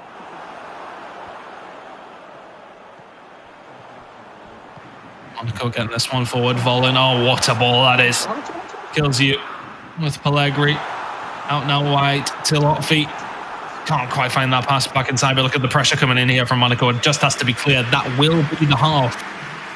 And it will be a convincing 3-0 lead here for Monaco. Yeah, we can hear the discussion faintly in the background from the Roma guys. They feel like a change of formation needs to come in, maybe. Let's have a listen. Just with 3 in attack. No SS. Not a 3-3-4? Maybe attacking midfield one. No, okay, bro. But if I put, okay, I can. What you think? Okay, when you're in. What you think? Do what you think? It's okay, fine. 6 minutes.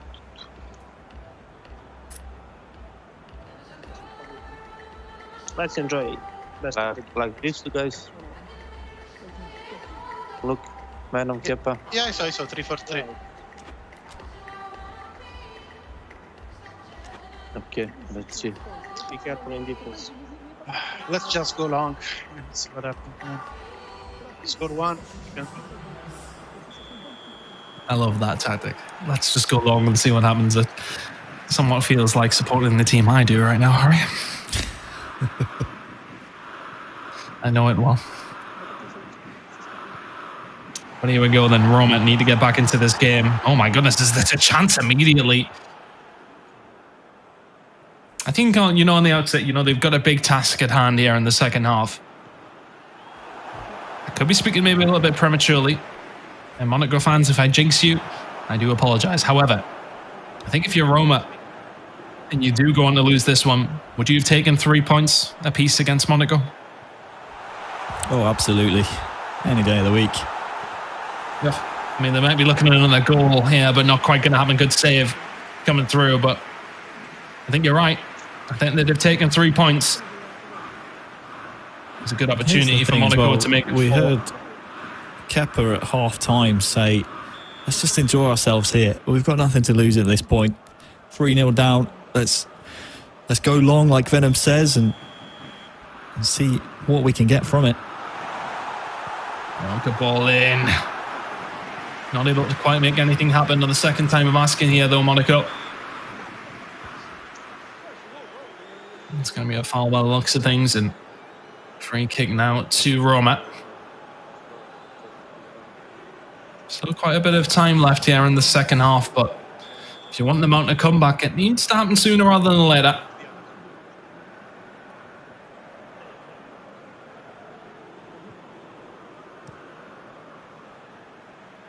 Ball whipped towards the back, towards Tall, but can't quite get that.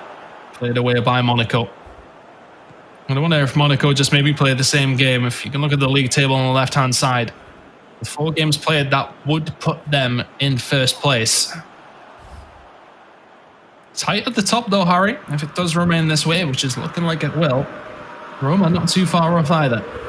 Dzeko looking for the pass. Nice and open, isn't it? Might happen. Yep, very nice and open.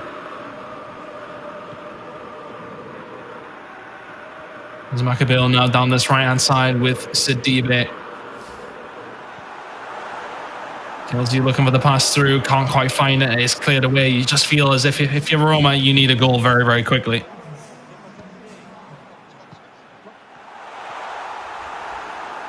Bolland can't quite get it through. But here we go, maybe something can happen here. Roxette does have Venom on his left-hand side with Dzeko. We'll pass it off. Now to Kep, back to... Oh my goodness me, Roxette. He nearly puts it in the top left corner.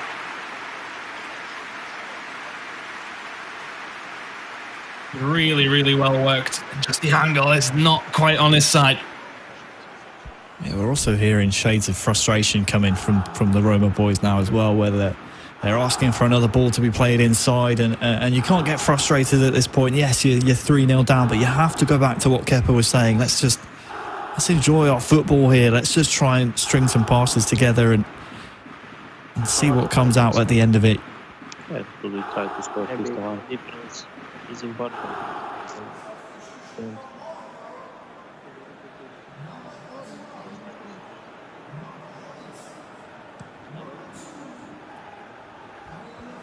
All cleared away by Monaco.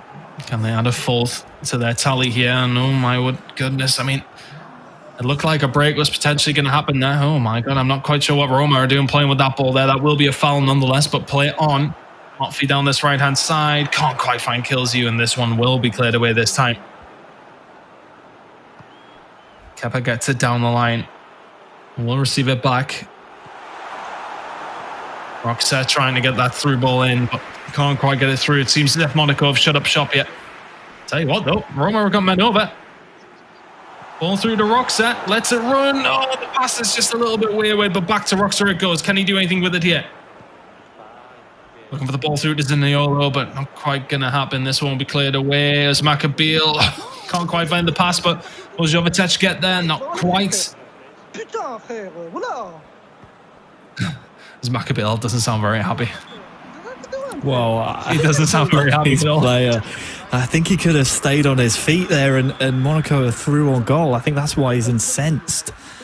So, a bit disappointing. You can see there, auto sliding kept on. That's the problem. They've had to go and change it, and if that setting's off, then Lotfi's through on goal, and Monaco are far away over the hill.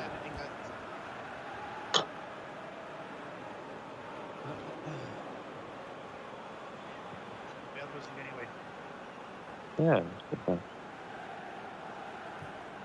But no counter man. A lot of time, just play concentration.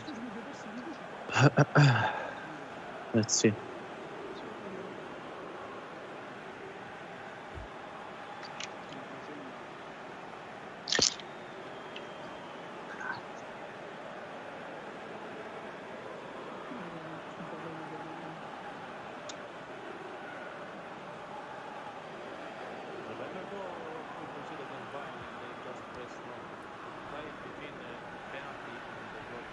Back into the game we go.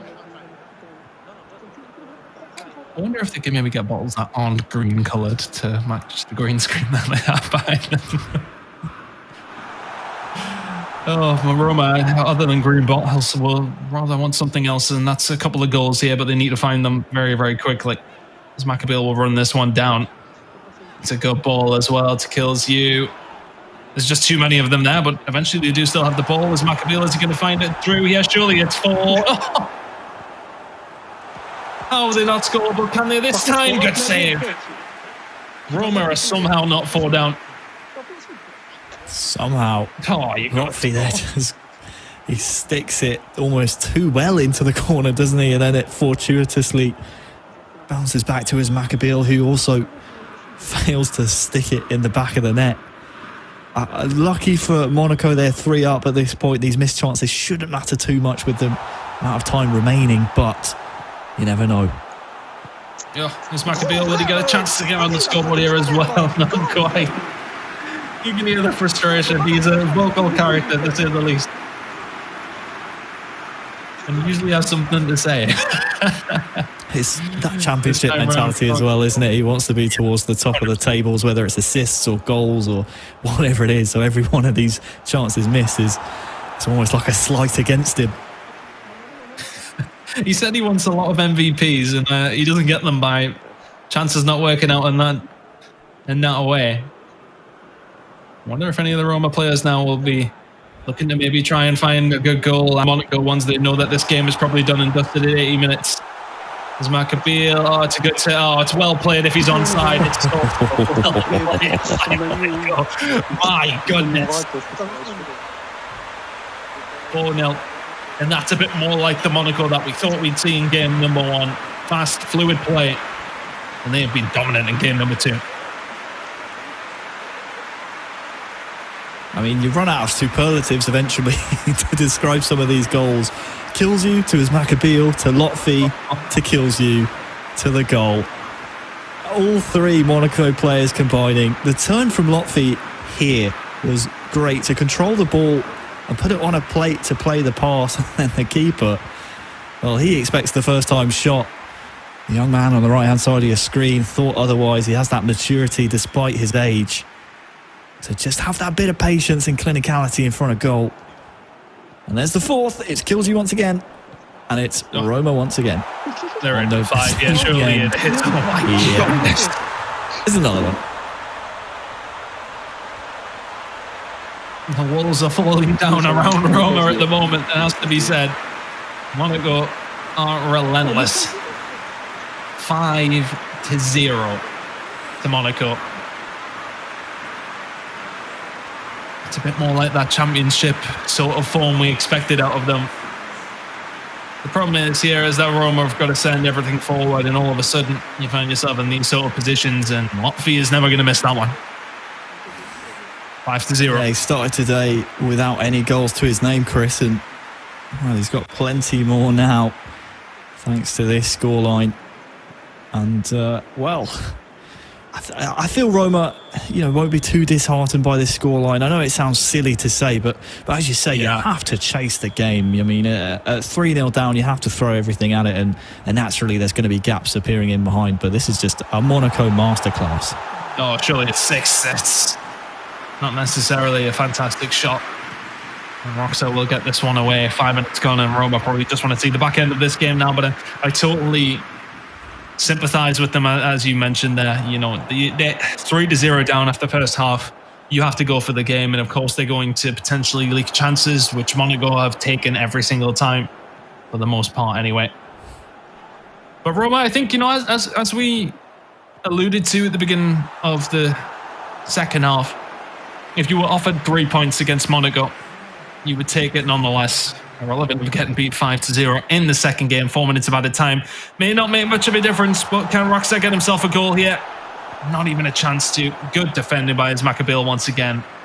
And Roma have been resilient to a point, but Monaco have been deadly with every single chance they have had in this second game. And I mentioned maybe a statement wanted to be made after that first loss, and well, I feel as if that might have just come true a little bit with a 5-0 win here for Monaco. A couple more minutes remaining, but this one is done and dusted. Yeah, just a formality at this point, isn't it, as we kick through the final kicks of the game. Monaco back to winning ways after game 1. When I speak to these two teams after the game, Tan, I fully expect both of them to be disappointed. Not only Roma with how they defended in that second game, but also Monaco, the championship mentality that they have. They want to win every single game. They want every single available point on the board.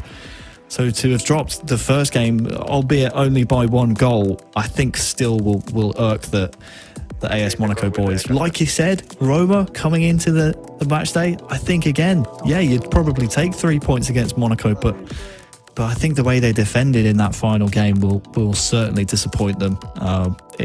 We saw a similar thing on Matchday 1 as well against Barcelona, where Roma came out, they won 4-2, they looked great, and then all of a sudden in game 2 their concentration levels just seemed to slip a little bit, and it's happened here again on Matchday 2 as we see Monaco come out with the, well, one-way traffic win, I suppose we should say, in game 2.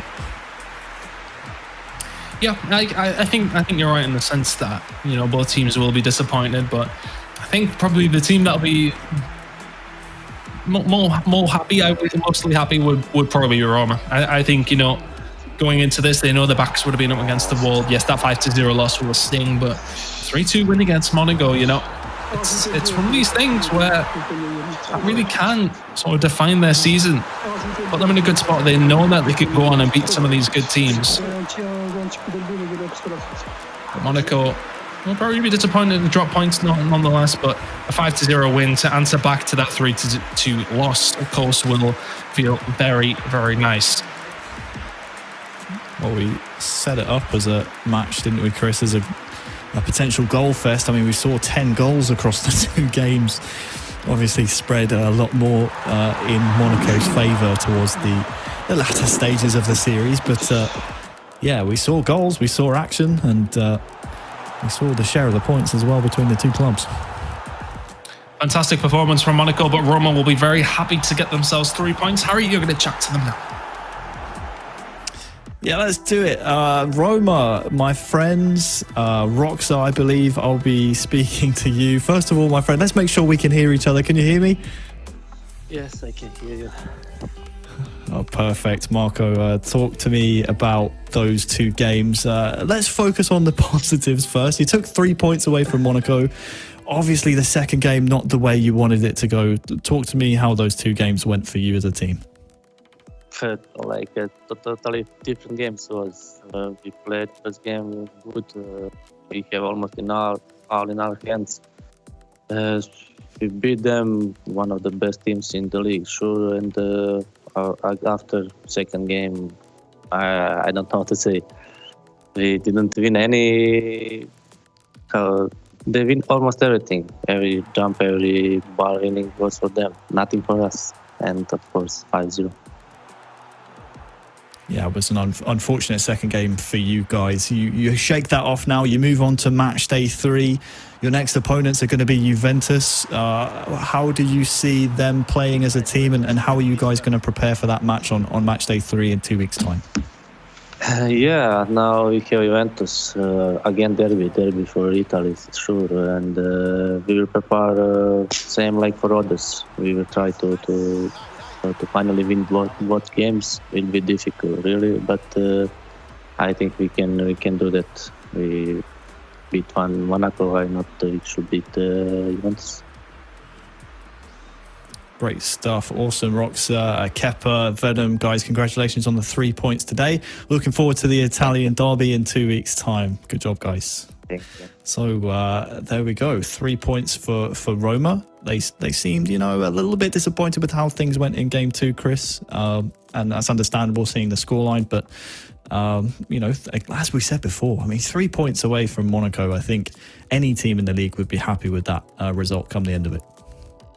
You'd have probably snapped the hand off if you're Roma at the beginning of that, wouldn't you? If that was offered, you'd have said, yep, absolutely, I will take that. But Monaco performed fantastically in game number 2. They'll be disappointed to drop points, but you're going to chat to them now, Harry, and find out how disappointed they are.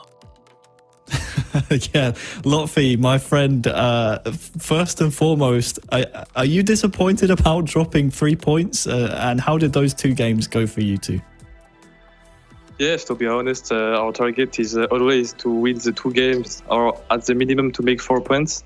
So we are not happy of this result, but that's like this. I think this year it's very, very difficult to win the 2 games, even more this year.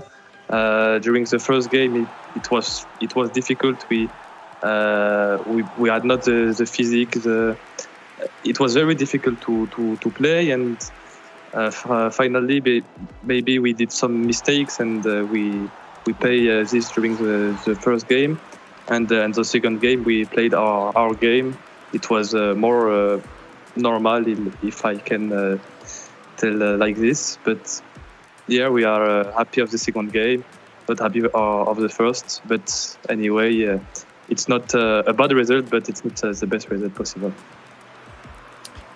Well, that's the championship mentality coming in once again. Does wonders for your goal difference, though, obviously winning by 5 goals. Let's talk about your next opponents on match day 3, Barcelona. You have 2 weeks to prepare for them now. How do you see them as a team? Obviously, very, very tricky team. They like to play individually with skill moves. How do you prepare differently for Barcelona? No, to be honest, we prepare always on the same way since more than 2 years.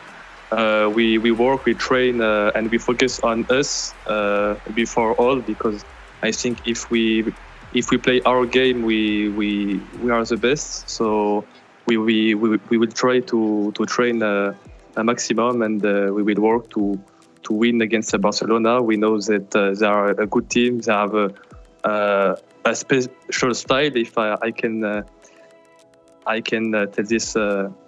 A special style, because they play different of many teams, but we will try to work about this, and we will do our maximum.